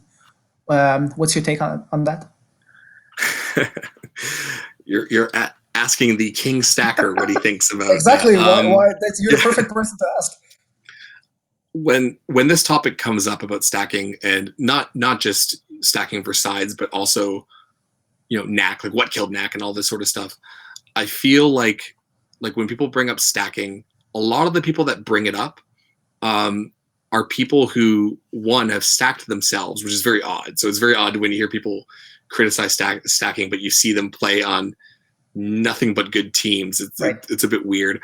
And I think a lot of it is just like a certain drive where people who I find that either complain about stacking, they also don't have a further drive to better themselves and learn. Because I personally, although I've played on a lot of great stack teams, I've also played on some not so great stack teams. Right. And me, myself, I'll still go and play these tournaments. So although some of them have been local, some of them have been long drives, some of them have been flights. I know that I played a Vegas tournament with Corwin and 3 of the new Phoenix guys. Phoenix guys, and not French Phoenix, but Phoenix, Arizona guys. And all these folks were expecting like, oh, you're going to drop them and pick up these French players that need teams. And Cor and I are like, no, we just don't, it's not something that we want to do now. We're really excited to play with these guys and learn and grow. And I don't think a lot of players do that. I think they should do it more. I think that would kind of curve the issue. But when it comes to stacking specifically, you need those serious players to also drive this game forward. So if you were to say stacking out the window and we're done, you're going to lose like a third, if not 2/3 of players. Right. That's just what's going to happen. You're going to have a tournament with like 2 teams and that's it. So it's sort of a odd topic. I'm sure people think about, they're on many parts of the spectrum. I just think you need a really good balance, and you need a opportunity for good players to learn. So I'm totally fine if you want to send the most stacked team to my tournament and win and have a fantastic time. I think that's great, but at the same time, you can't just show up and just beat folks and give nothing back. Right. So in terms of like, you need to make sure that if you are on that stack team and you're beating folks, you're not screaming at a new player, being like, you're cupping, oh my god, and you're freaking out on them. Or you need to make sure you run that low bracket, or you need to be talking to these guys and not viewing them just as like a scum. You know what I mean? It's right. like you sort of need you. Yeah. So I think a lot of the criticism with folks who stack come from a lot of players who don't do that, where they don't play with new players, or they don't give them a lot of respect out of frustration or whatever. Right. So I think a lot of it comes down to just respect for each other. And which I know at one point me saying that is like laughable, but being a few years past from wiser, when I took the game very seriously, and I'm wiser now. You need to have that. So I think the fact that I am a testament to people who show up and play with random people sometimes and good teams and whatever, the fact that I found that balance and we can still have good turnout, I think that's important. So I think if more people did that, stacking wouldn't really be the issue that it is looked upon. Okay. So again, it doesn't make me right, but just that's sort of my own take on stuff, is that if you want to curb stacking and if you take issue with stacking, you also need to take issues with a plethora of things on that are in conjunction with that, from nuking the guy in prelims to not shaking his hand at the end of the night. You know what I mean? Like, I think that turns away new blood and stops people from wanting to achieve greatness in this game more so than one stack team. Okay, fair enough. No, you said there, what you just said there, it doesn't make you right. The beauty of this podcast is I'm going to try to get as many folks with different background, different experiences on. Great. And it is your opinion, and it is very much like folks are going to be interested to hear it. You especially, because you've been so involved in the community, like for the past few years. So it's actually very interesting, and I think you brought up a few very valid points. And I am now going to do something. I'm going to quote the great Jeff Goldblum at you. Because Jeff Goldblum in Jurassic Park, one of my favorite movies ever, had this famous iconic. Not Blade. Not no, Blade. No, not Blade. Not Blade. Okay. Blade was the second greatest movie ever. Second one. Jeff Goldblum goes like, life finds a way. Right. When he's talking, obviously, about like dinosaurs and like, anyway, it was a great movie. I haven't seen it. Shame on you. But my analogy there and my quote is, whenever a tournament ends and lo and behold, you won that fucking tournament and you were in the winning team. My quote is, Justin finds a way to win, because somehow you always way to get that first place. And I think, in all seriousness, that you are the player that has probably won the most tournaments since 2000, I'd say since 2006 you started playing. Yeah. So what I want to ask you is, why were you able to find so much success? Like, what are the factors? It can't so right? No, I think things changed when I started playing, where I would go in there and I would want to be like Excalibur or Decoy and just put on the top pack and carry my team to the top, and I definitely did play that role quite a bit in certain necks and sides and stuff like that. But what I realized, that when you have that role, it's very hard to concern yourself with the rest of the team, and it's really hard to have a really good maze awareness and kind of get a good read of what's happening. And so I decided that my mindset going forward was to make sure, or that my role in games is to make sure that my team is successful.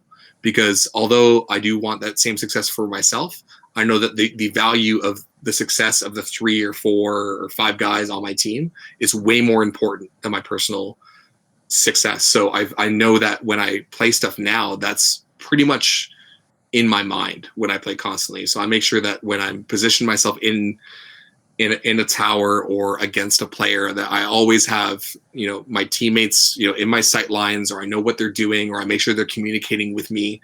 I make sure that that's all important in the forethought of my mind. So I think that the reason why that I've been so successful and that I have won, and not just on good teams and stacked teams, but also there have been tournaments where people say, hey, you're not going to win, or like, there's no way. There's just like, all right, you're on a team with these guys, it's not going to happen.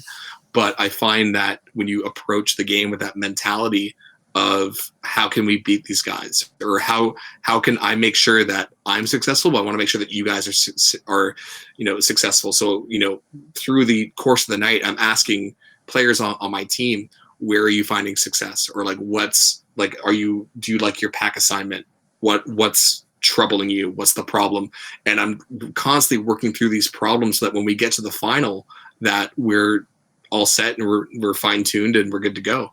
So so that has become a focal point for me going forward. So although when I have great stats and I'm top of the plus minus, or when I have a great tournament, like that stuff is all good and that's all fun.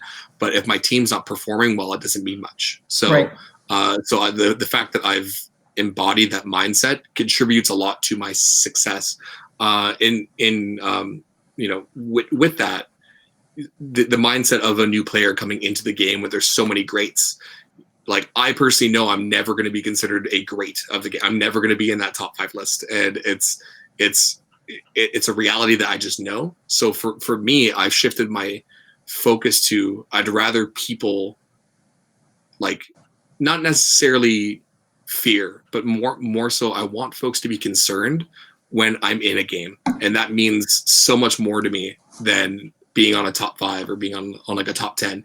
It's like, I want to go into a game and have the opponents, no matter what team that I'm on, is like, crap, Justin's in this game, and that to me means more than the number of tournaments I've won and what I've done, because that means that I've made a impact on my peers.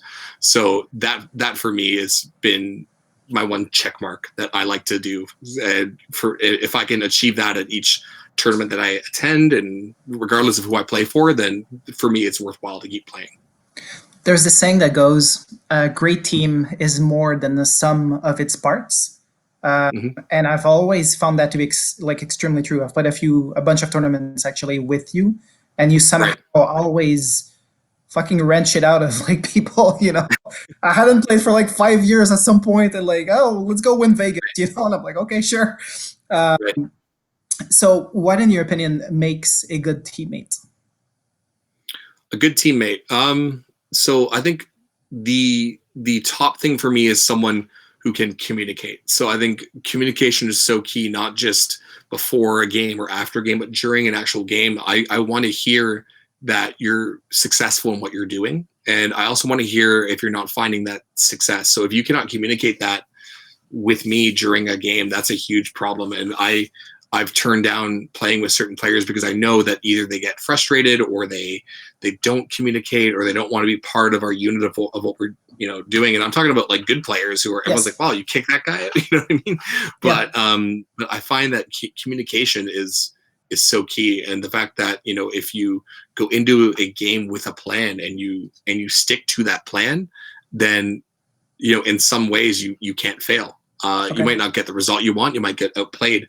But the fact that everyone is walking in and they want to achieve a certain goal and do a certain job or task, and if you do that to standard, then I think that's great. That's something to be excited about and celebrate. You might not like what you see on the score, card, but at the same time, it means that all right, great. We did everything we could, and I think that's the mindset that I want when I'm playing with folks. And I certainly find that with, guys like Corwin, guys like Adam and Kyle, you as well. It's, and that for me makes the tournament experience fantastic.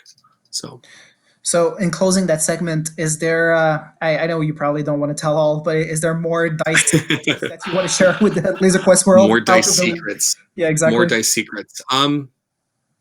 I'll say what I love about Quest is that it doesn't matter if you're physically fit, if you're a girl or a boy, or what your physical like if say you have a bad knee, or if you have one arm or whatever. It's the fact that everyone can play is great.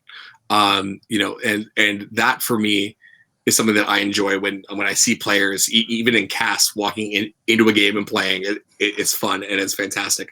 On the flip side of that, there are a lot of people who are just not physically in shape to play. So there are people that you show up and that they didn't get a good night's sleep. They didn't eat before. They didn't stretch. They're getting cramped up, and a lot of that is with age. Like what can it happens.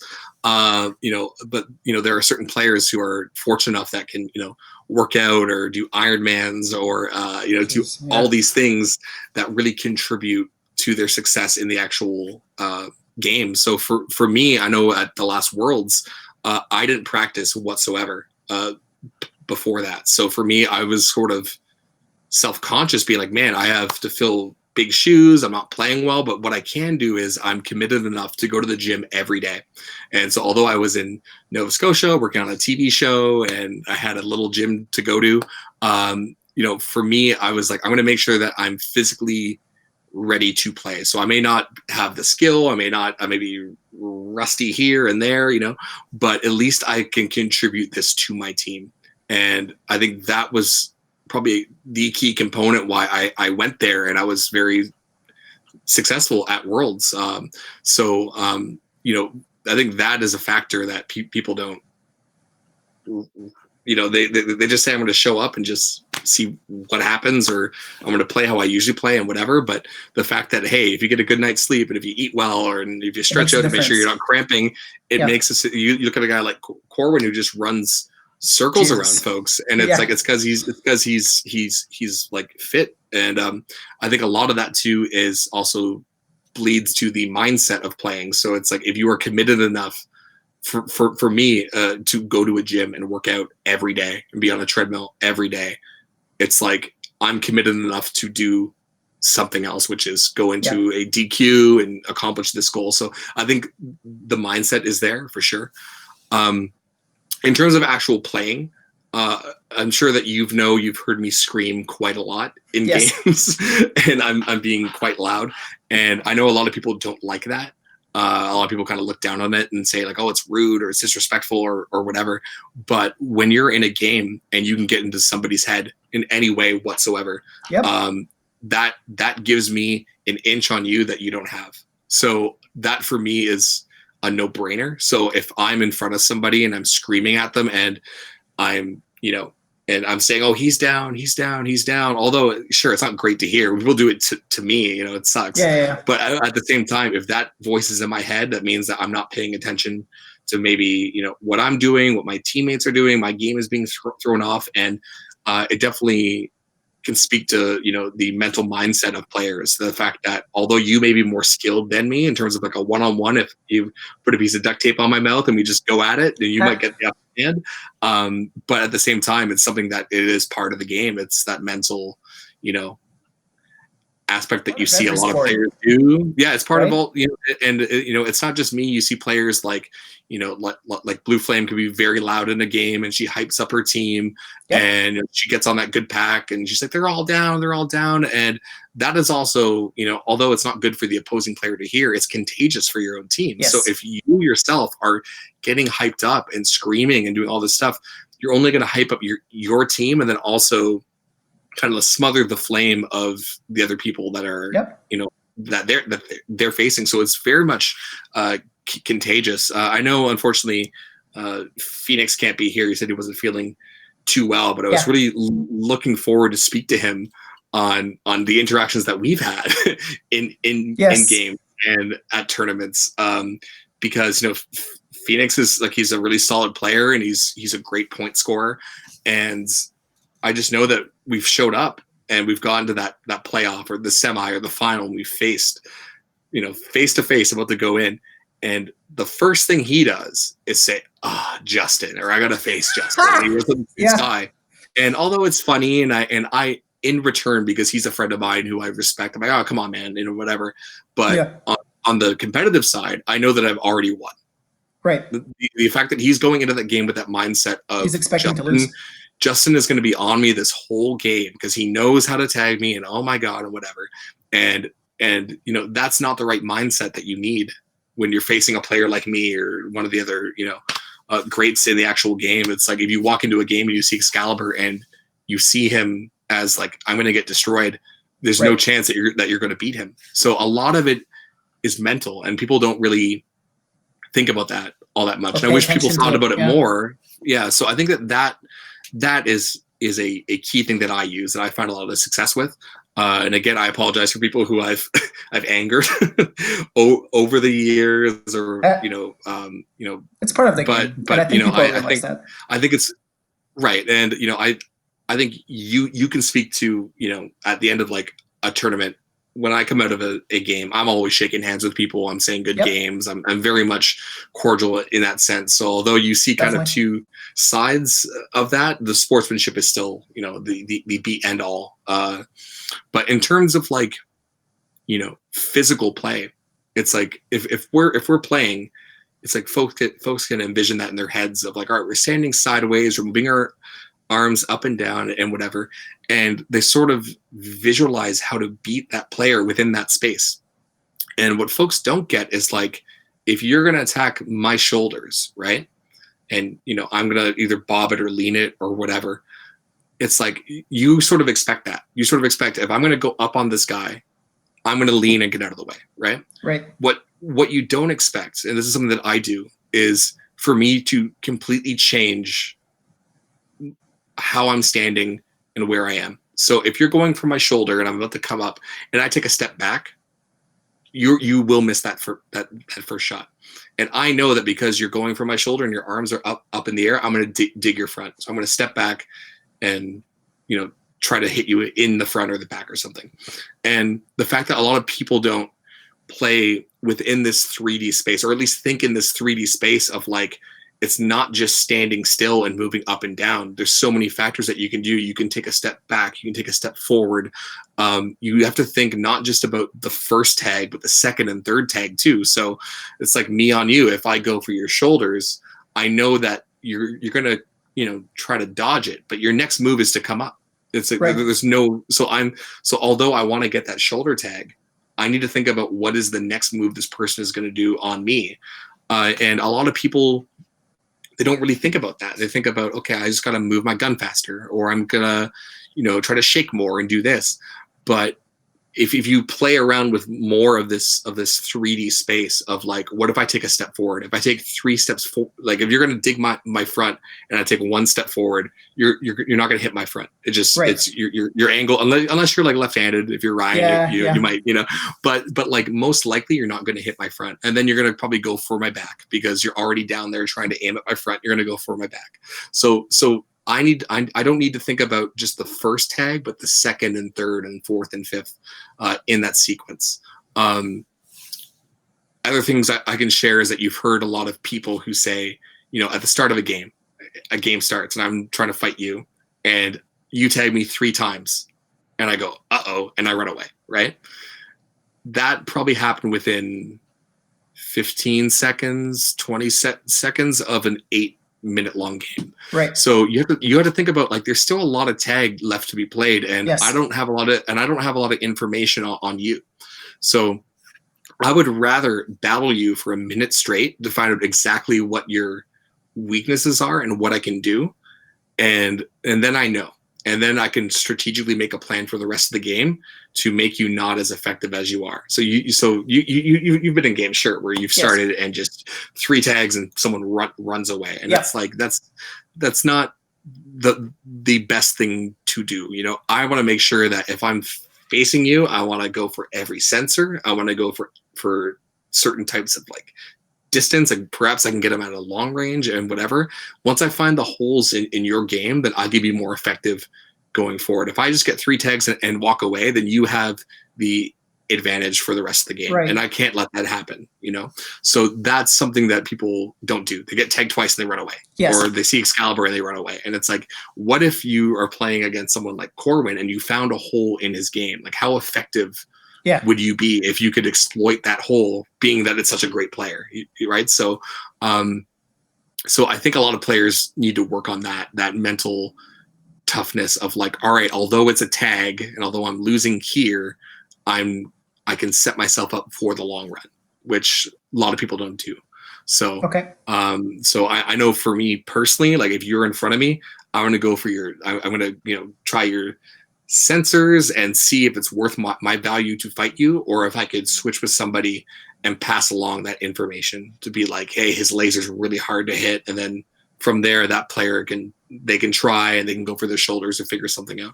So I think a little bit of mental toughness is required for sure when it comes to, just trying your, different strategies and sizing up with different people and stuff. Cause it's a puzzle at the end of the day, Yes. I may not be able to tag you, but if I call a switch on somebody and they can tag you and I can tag that person, then that's effective. Yes. Right. So you can win the game right then and there. For sure. Yeah. Okay. So now I expect like every team to apply everything that you said. You never win a tournament ever again.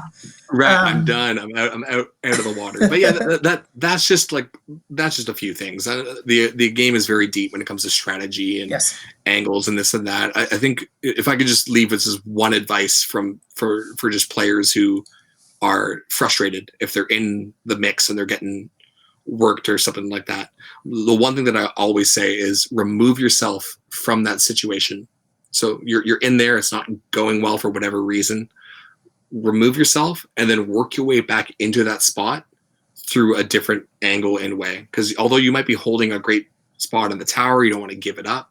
If you're not being effective, you got to remove yourself and find out how you can be effective one step at a time. And that means that, when you leave, you come back in, you're seeing different angles, you're approaching things a little bit differently. So I'd rather someone remove themselves and realize, hey, it's not going well, but I will inch my way back into this fight once I get proper footing and proper angles and all this sort of stuff. So I know it's harder to do in like a tower lock, but that's something that people need to do, is they need to kind of take a deep breath and be like, this isn't working and I'm not going to stay here. Yeah. And there's something that I'm missing. There's something I'm not seeing. And there's potential for success in this game that I'm not seeing. So I need to find it. So interesting.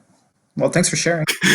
I actually love like interesting. You just write that idea down I like, or throw it yeah, out. You know, exactly. That was the whole purpose behind this podcast. Right. It's not even recording. It's just straight to your hard drive, personal All right. use. So I want to segment into. I have this segment on a podcast where I ask. I'm going to ask you 10 questions that I haven't shown you. So Oh God. those are a little bit more on the lighter side. Sure. A little bit more goofing around. So first, Mhm. I'm going to give you 2 quotes, and I want you to tell me who authored those doozies. Those Players the or quotes that I have for you. You'll see. Yeah, I think they're going to be pretty familiar to you. So the first quote I have for you is "Keep 'em rolling," and the second one is "I like my dice hot and my beer cold." Do you know who said that? outside of me? It's you. No, you got it. It's you. So, with the podcast with Kyle, I was looking up at really really old posts from LQ Arena, Oh no. and I was seeing like your blunder years, like when you were like coming up as a player. So what I want to segment into is obviously your first code name was Hot Dice. Sure. How did that come about? That was because at Laser Quest, when you start there, they give you the whole booklet, and like the first page is like, "What's your code name?" You're gonna pick something like that day. It's like the Yes. first thing, and you know, I didn't want to at the time be like, "Oh, I'll come back to it" or whatever, because then they'd be like, "What? Like this guy can't think of a code name? Like what's Yeah. up?" So honestly, it was the night before. I think I was playing Monopoly with my family, and I was rolling doubles like consistently, so it just like double, and of course I was getting out of jail, I was getting free parking and all that sort of stuff. And I think it was like my mom might have said like oh, hot dice here, or you know, and just kind of gave it a quick like, you know, didn't think much of it, or just kind of a quick thing. And that was honestly the first thing that came to my mind. It was just like hot dice, like okay, cool, like that was a fresh thing in my mind. If it was probably a day prior or last week, I would have said like ace or spike or something. But so it was completely just out of the blue. Just it happened within the last 12 hours. So therefore, there it is. And obviously throughout the years, you had a few more code names: Sexy Back, Valhalla, Rocksteady. But I think one of the more meaningful ones to you was Stillwater, which you still. Stillwater. Okay. What's the story behind that? So that just brings it back to just you know, my mentality when I enter a game. I want things to be like smooth sailing, still water. I want there not to be much conflict, and just if the waters are still, then we're good. We're good to sail. So that's sort of my mindset behind that. So although the code name is, you know, I like it, it's cool, but at the same time, it's what I like embody when I enter a game or go to a tournament or into a final. I just like make sure still water. And of course the waters aren't always still. It can be hard, it can be tough, but I think that's a good mindset of like, you want to make sure it's smooth sailing when you enter a important game. So yeah, that's why I changed it. So next question. You're obviously one of the players that has had the most experience with overseas folks. So I've always asked, like so far on the podcast, like, oh, build this team that does that, build this team that does this. So for you, what I have is build me either a 5 or 6 man team, doesn't really matter, of overseas player that on any North American team. Sure. Or that would have the best shot. Sure. So if I were to pick 5 players from Europe, I would probably say it would be I'll list them first. I'll say Link. Oh, interesting. Okay. I would put Link on there. I would put Cam. I would put Vamp. I would put Raiden. And I would put Trixie. Okay. I was going to say no Trixie, but yeah, okay. Yeah. So Phil would certainly make that list. I think that those 5, you have a good balance of people who can score. So you got guys like, you know, Link would be on that top pack. Same with Trixie, who would be just those guys who would just put up insane scores. They would just go on rolls, and I've seen them go on rolls. Just they're very, although they're a good one-on-one, I think they're most effective just wearing those top packs and just scoring and being set up. And just the rest of that team, you're looking at very experienced guys like, you know, Cam and Raiden and Vamp, who are just like hard tags. Like they just go all out and they just play. And to fill the bottom end of that team with just players who will give you not even an inch. They are on you, and they will make you pay. So if you slip up, or if you expose a weakness, they will drive that point home. And I think that those 5 are probably the best players. I think I can't say currently, because I haven't seen them play in some time. Yeah. But I'd say that if those five came here, I think they would have quite a lot of success. And I also think that if those 5 played with me, we would do quite well, because I think there is still a lot of things for them to learn still. I think you think about Phil and how long he's played, yes, and how much better he's gotten since he's come over to play. So he's come over here and he's played with us and has picked up stuff. It's like, I can't imagine what type of player he would be if he was, born in Toronto. Yes. If he could play with guys like us each week and just expose that potential on like a weekly basis, he would be unstoppable. Be crazy, and the same could be said for a lot of the other French guys too. But I'd say that those 5 are pretty sound at the top for me personally. And for argument's sake, since the last 2 World Challenge were 6-mans, if you were to add a 6th player, that's not you, like a 6. How about you find a guy that looks like me, but he's wearing like a mime face and a baguette and like a little chapeau, and just only if he speaks French currently fluently, If I were to add a 6th player, I'd probably give that to Toss. So Toss is, again, he's fantastic. I haven't seen him play in some time. I don't think he plays anymore. I don't think. But he's him in his prime. When I met him for the first time at Worlds, when we went there to Cognier, it was just he was crazy, and it was his own maze. And I think he came to Mississauga as well, and he also did quite well there too. I think he came here. I don't remember. Am I wrong? No. So the one time that they came to Saga, I think their top player was Link. Oh yeah, right. Cam. Link was on my team actually. Right. Toss was there. You're thinking of the year that Roots came, right? Yes. Okay, that's the one. Okay, so you're absolutely right. But I've played Toss like a few times when I've been there, and he's fantastic. Yeah. Okay. Now earlier you were talking about Phoenix like starts the game against you, and he's like, Phoenix always says like Justin, I can't do anything against Justin. Right. Sure. Is there a player that you consider like that has your number that you struggle against? It has my number. I'd say probably, if I can give 2, sure. Corwin and Excalibur. Okay. And I've spoken about them quite a lot tonight, so I'm sorry, but I'll say that them having played against me for so long, and talking about like weekly practices, sometimes twice a week for multiple years, I think that they have a good read on how I play and my style, and how to effectively shut me down. There was a stretch, I think, before Worlds, when we went to go play in Woking, where I played with Corwin multiple times a week, heads up. Like, I'm talking about like 4 or 5 games each night. Brutal. Like 15 long, and like a good chunk of the time we tied, in the sense that it was like 90 to like 88. Right. It was just like it just the scores were so close, and so that was good from a personal standpoint, because I'm like, wow, I'm holding my own against him. But at the same time, there were some games where I threw everything at him, like everything that I had, and it wasn't practice.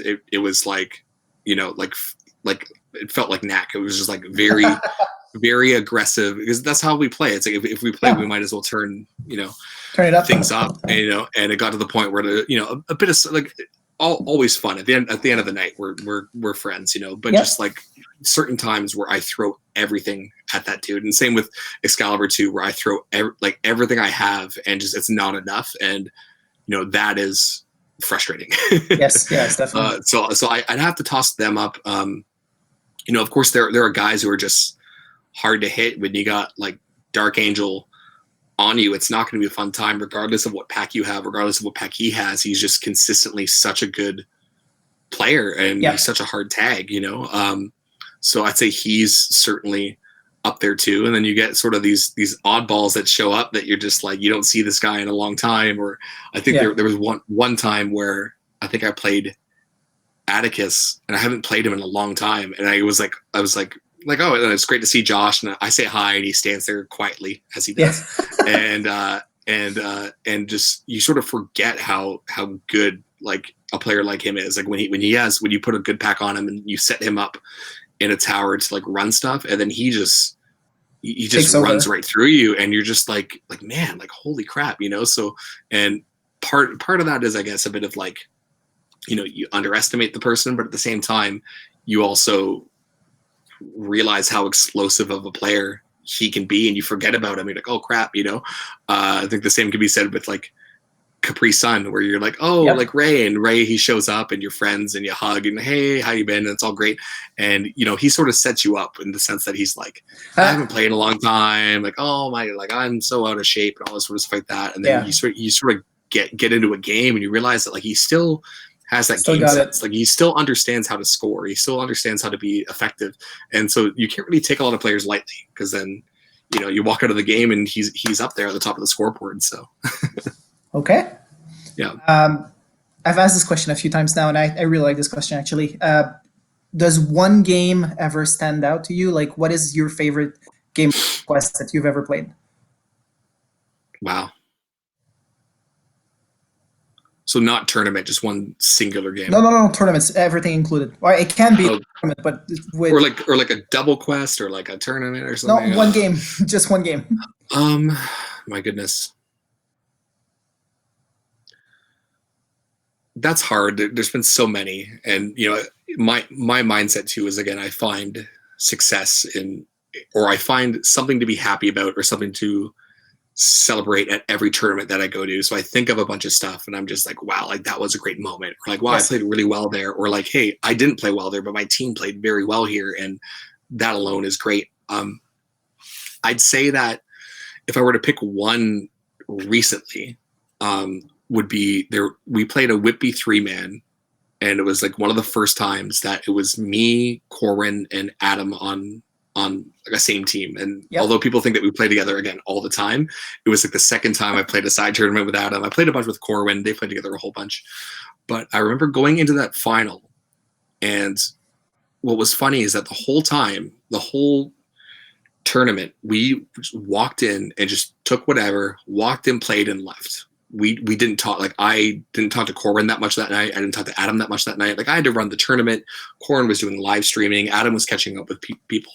But it was funny going into the final and thinking like, maybe we should talk. Maybe we should say something going into a final. I think in there was like Decoy, Unknown, and Spam, who again don't actively play as much as us, but played amazing that tournament, and they were very hard to hit.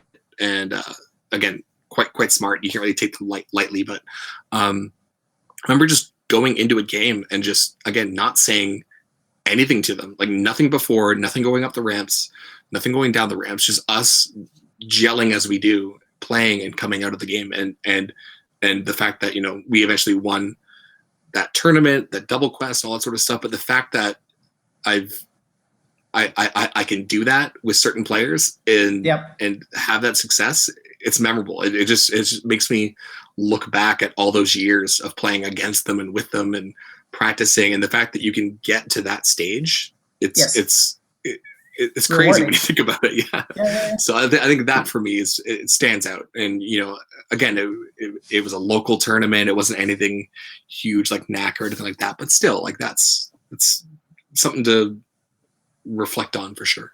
Absolutely. Okay, I have a little bit more of team building for you to do. What would be your 5-man for if you were to build a Laser Quest partying/drinking team? Oh my goodness. It doesn't matter how you do in the maze. A drinking team. I would certainly put Unknown on that team. Rich can certainly drink. That's 100%. Oddly enough, I would put Echo on that team because he is just hysterical. Like when I've been at like weddings and hotel parties at NAC and stuff like that, like he's the one who's, you know, although he's drinking, at the same time, you know, you get one beer in that guy and he's like mischief. You know what I mean? Like he's the one who's like lighting things on fire and doing crazy stuff. So for me, he's on there for sure. Lucian, because obviously he's been, he has that claim and that title. Yep. God, is that 3? That's 3. 4 including me, right? No, let's leave it. You're the coach. You're the coach. That's fine. I'd also say this is kind of an odd one, but Chazamire. So Chaz from Mountain View, because I remember I went down there to play a tournament, and he took me. I think him and Chow, they took me out to Napa Valley for some wine tasting, and I remember, he just knew his wines inside and out and his drinks inside and out. So I'm like, I need a guy who has those smarts for sure on my team.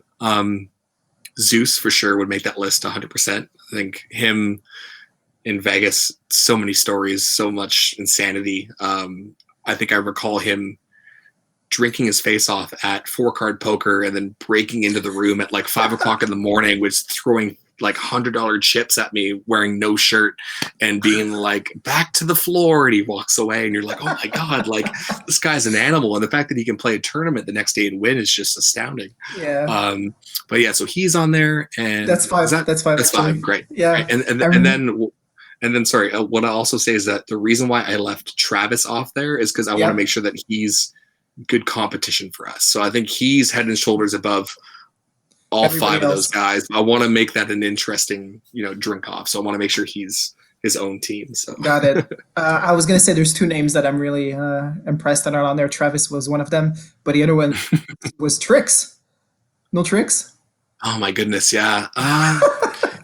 Yeah, well, Trix like I think Trix now he's more healthy now. Like he's more like he's about running and all this sort of stuff.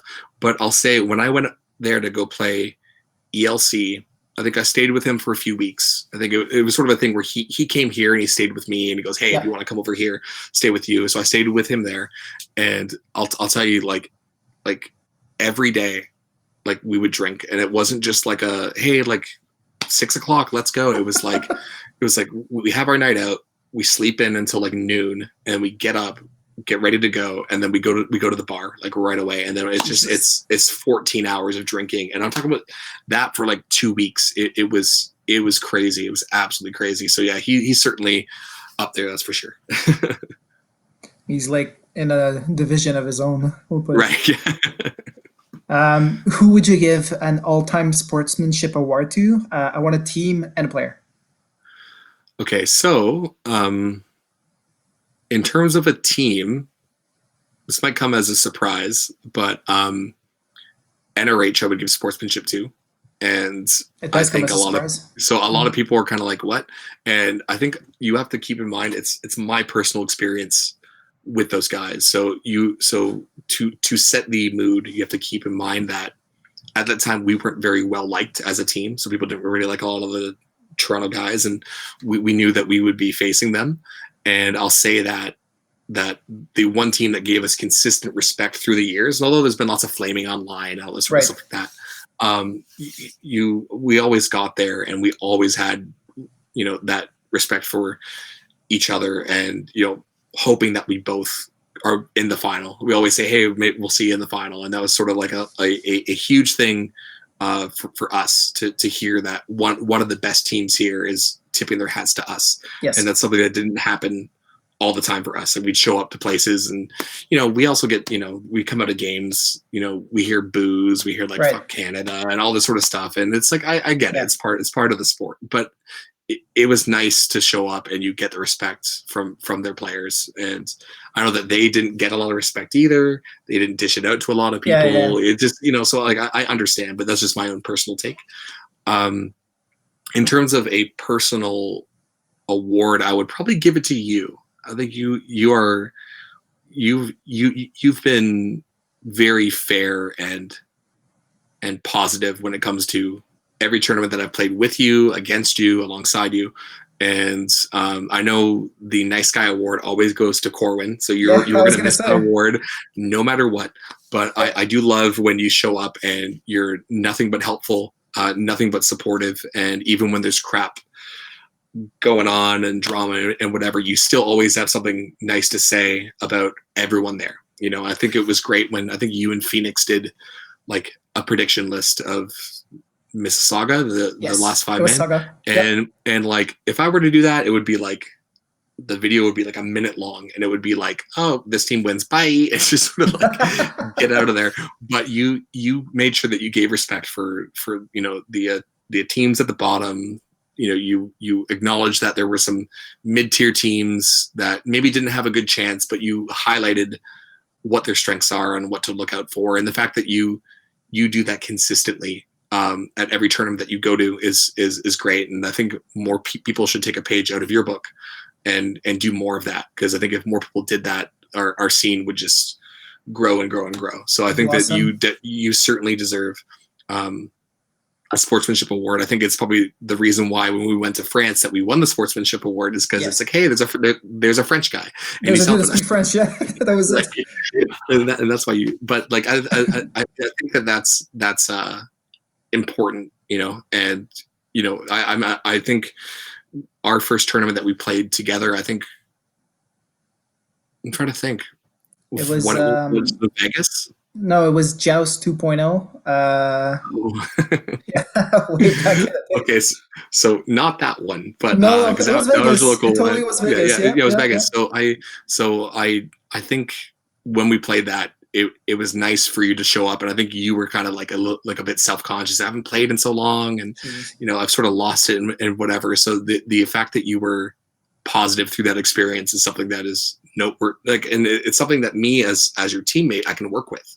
It's like, here's a guy who he knows he's been out of the game for a while, and he doesn't know how effective he'll be and whatever.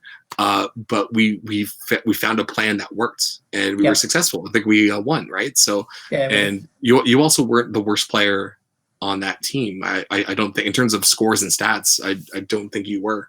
In terms of scores in prelims, it was Zeus, it was Scott. In playoff, it was Scott as well, and in finals, it was Blair actually. Right. Who did the worst, which was very surprising, but we ended up winning anyway. Yeah. But no, I'm just saying that you obviously weren't the dead weight on that team whatsoever, you know. So, and I don't think anyone was specifically. It was just like I know that you had this thing in your head of just like, oh, I'm not going to do well, or like, oh, I might get blown out or whatever. But like, you know, but you made sure that you were committed enough to show up and play hard and just be a positive, good sport. So I think that's why I enjoy teaming up with you, and I think you deserve many more sportsmanship awards as the years go on. That's for sure. Thanks. I'll be expecting my trophies in the mail like any second, by the way. Okay, next super important, very important, serious question. I have to toss in a kill, marry, fuck in there. The 3 contenders are Dark Angel, Zeus, and Reinhardt. So choose wisely. Oh God. I'd have to kill Reinhardt for sure. Absolutely. You're gonna break his heart. Yeah, to break his heart, I gotta kill that guy. In a relationship, it's important to have 2 working knees, and the fact that one of his is not so great is concerning. Nice save. Right. Yep. I would say I would maybe marry Zeus, mainly because he lives in Hawaii, so that's probably a good life. For sure. Yep. If I was to be married to that too, and maybe sleep with Ricky, because I think he'd be more of a one and done type of dude, but it would be a great one. So I love the level of thought you put into this. I had to. Sorry. Oh man. Okay. If you could have won NAC with any other team other than the GTA, which one would it have been? I would have loved to win. I want to clarify, it doesn't have to be a team that actually has won NEC. Like, sure. Some magic, like your mere presence on Wyoming makes it that they win NEC. You know what I mean? I would have liked to play with Federal Way. And I think that team exhibited a lot of talent, and just not there was one guy that was just missing from that team, like one person, and I could be wrong, you guys can correct me, but I think they were one player away that would really light a fire under those guys. And I think that was something that was always, just from playing against them throughout the years, I think that was always what was missing. I think they had all the parts. They had top pack players, they had mid pack players, they had Eric and Sandals on 9th pack, and he did his thing. They had all the parts there, and I think that if I slid on that team and I got to play with that team, I'm not saying we would have won, but I think we would have been pretty strong, and I think that would have been quite cool to play with those dudes. Interesting, for sure. I did not expect that answer, but yeah, very good answer when you dish it out that way. Obviously, we're actually nearing the end of the podcast, but it would be remiss if we didn't talk about Stu. It was such a great guy. Sure.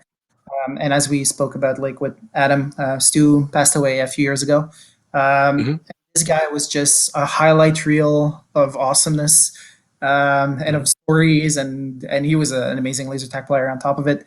Sure. So share with me your favorite Stu story. Oh my God. There's so many, right? The trouble that we've gotten in over the years is just insane. I'll share a story that that would be safe to be on the internet for all of time. Sure. Because I don't want to do anything that would sort of Hey, the podcast is not look bad. Yeah. Right. We've had many nights, late nights, partying, drinking, getting up to no good, all that sort of fun stuff. But one thing that sort of stood out to me was, I think it was after 2006, the regional at Westland. He obviously wasn't there, so that was the year that the Richmond Hill team just fell apart. They weren't playing, and he really wanted to play. And I remember I was coming home.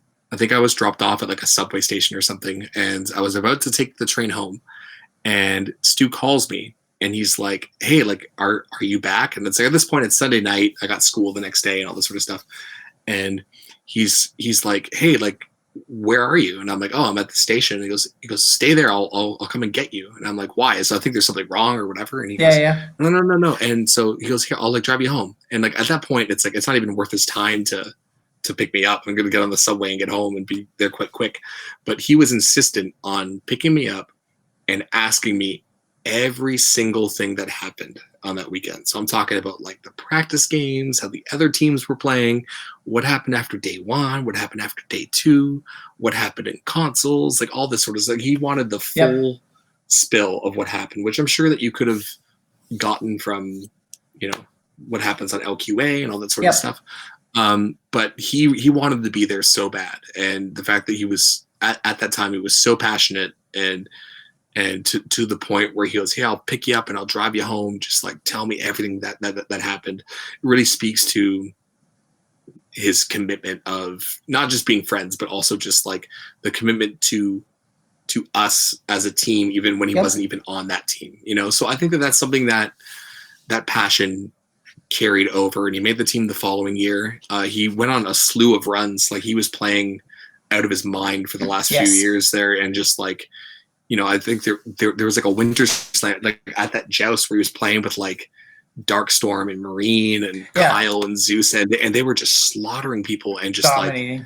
And it's just like, man, like this guy, like when he cares and when he wants to be there and when he's 100% all in, like he's all in, and that really speaks to the type of guy that he is. Like if you needed something, or if you needed to talk or whatever, or if you needed to meet up, like he's all in, like he's there, like as your friend. So.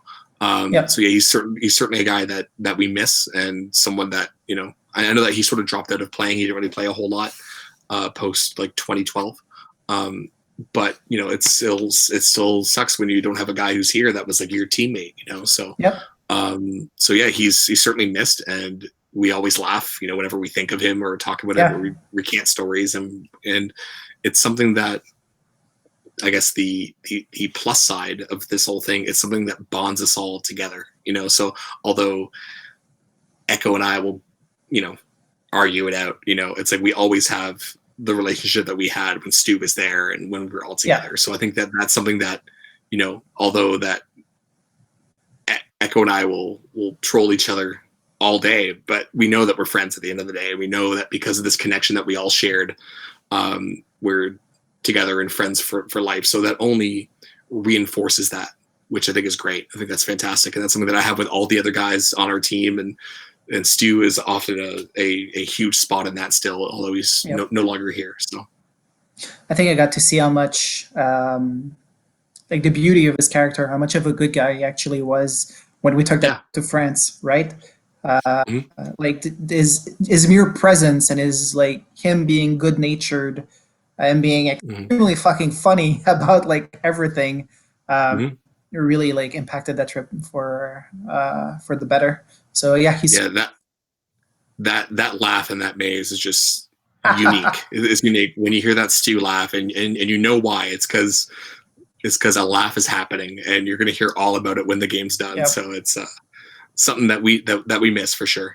Absolutely. Definitely. Yeah. Okay, and last question, which is the same that I usually end my podcast with. Who do you consider to be? I think, like, shocker. I wonder who your answers. Who do you consider to be your biggest Laser Quest role model? Man. See, I know I'm going to have Corin watching this. I know I'm going to have Adam watching this. So I know, like, man, I'll just say that I look up to many people in this game for many different things, and I'm lucky to not just have one, but multiple people, and not just teammates, but just people like you and people like Kyle and Lucian and Ricky and guys who you respect them for so many different facets of not the game, but just life in general. You notice how this person is such a great father. You look at people and you see how passionate they are about their jobs and their careers and all this sort of stuff. And so, like, I really don't have one, but I'm lucky to have a team of people that I've met over these years that have taught me so much. I started as a loudmouth kid who just was, screaming about whatever and causing drama and whatever. And I'd like to think that the person I am today is part in part to all these people that I met who have shaped me to become who I am, and how to act as a mature person. Yep.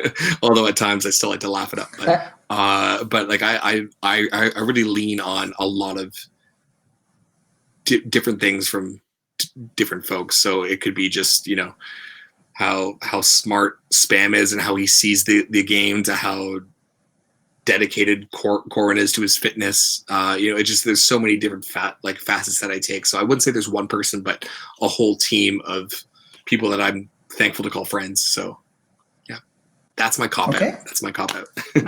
Oh, it's a good answer, actually. It's not quite what I asked you, but I feel you danced around this one really well. I had to. Come on.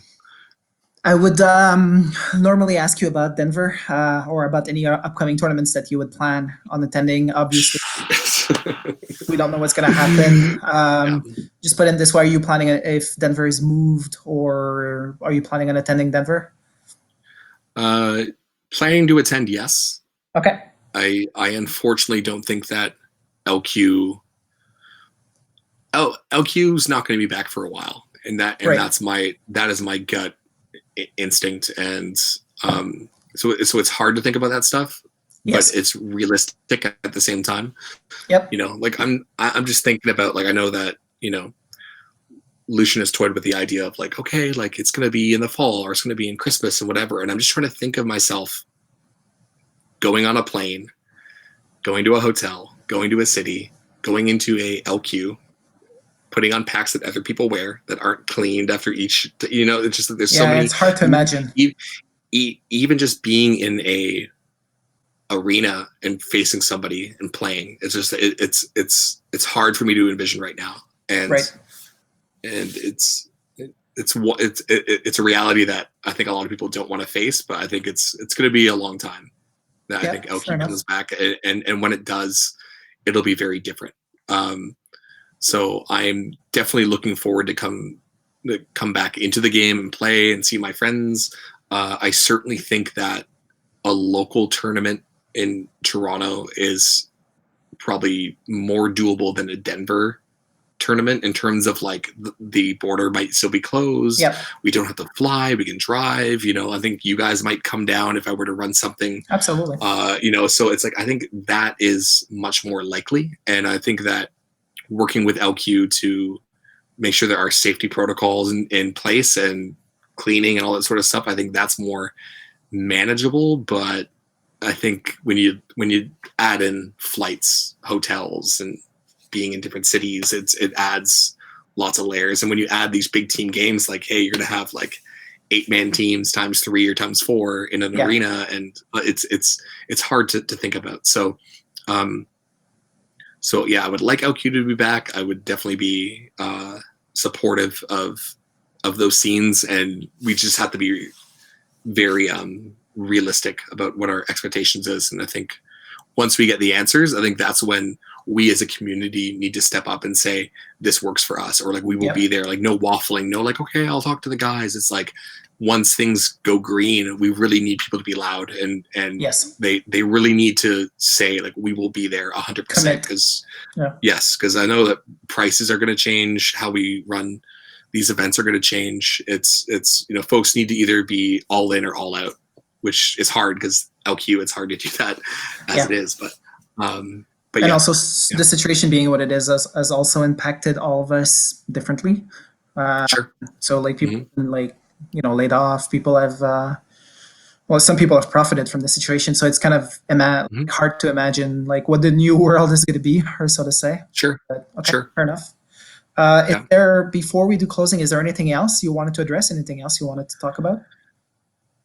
I think we talked about quite a lot today. Yeah, we're almost at like 3.5, 4 hours. Yeah. So yeah, again, I apologize for the app issues or what was going, Okay. So again, I apologize for that. But I can't thank you and Phoenix enough for getting this together and getting people to talk and share stories. I think this is something that a lot of people look forward to. So I think it's really great that we have this. So although we don't have Laser Quest back, I think we have something that we can all, divert our attention to and reminisce about and be happy about. So I would certainly encourage you guys to keep going and keep finding people that have a lot to say. Not as much as me, because this is exhausting, but I think a lot of people can contribute a lot of great stories and a lot of great perspectives on the game. They're out there, and I think once you find them and line them up, I think you guys are gonna have some smooth sailing. So yeah, I can't thank you guys enough for doing this. This has been super fun, super cool. I probably need a couple more glasses of water because my throat is dry Same here. from talking so much. So I apologize, but yeah, this has been fun, and would gladly come back on and talk or about anything else you want to talk about, or get me, Corin, and Adam in a chat, and I can finally give you that answer of my role model, perhaps. But but just like, I think there's many things that you can do, and I look forward to what more you can do, and as you explore this podcast. Definitely, sure. It's definitely still a work that's in progress, but like it's only episode 5, right? So it's much in development. And like I said at the beginning of the podcast, I'll keep talking to people as long as people want to come on. Doesn't matter who. Obviously, there's a structure in which I want to do things, and there are folks that have reached out, or folks that I want to get to as soon as possible. For sure. Thank you very much for being on. And this was, even though this was like 4 hours, this actually felt very shorter. And I know people will be looking forward to that one.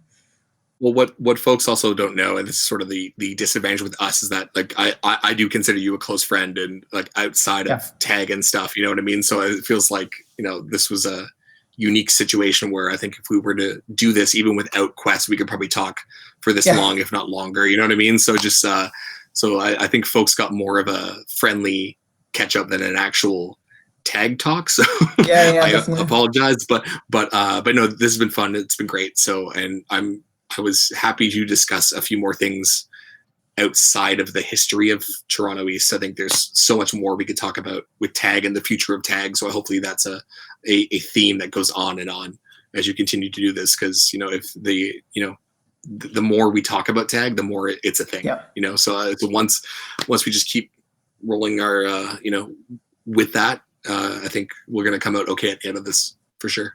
Yeah, definitely. And last word before I end the stream, I just want to tell you, rest assured, all that trash talk you did and every name that you called out, I'm going to cut it. It won't be in the final podcast. Bye, guys. Thanks. Thanks. Like- Appreciate it.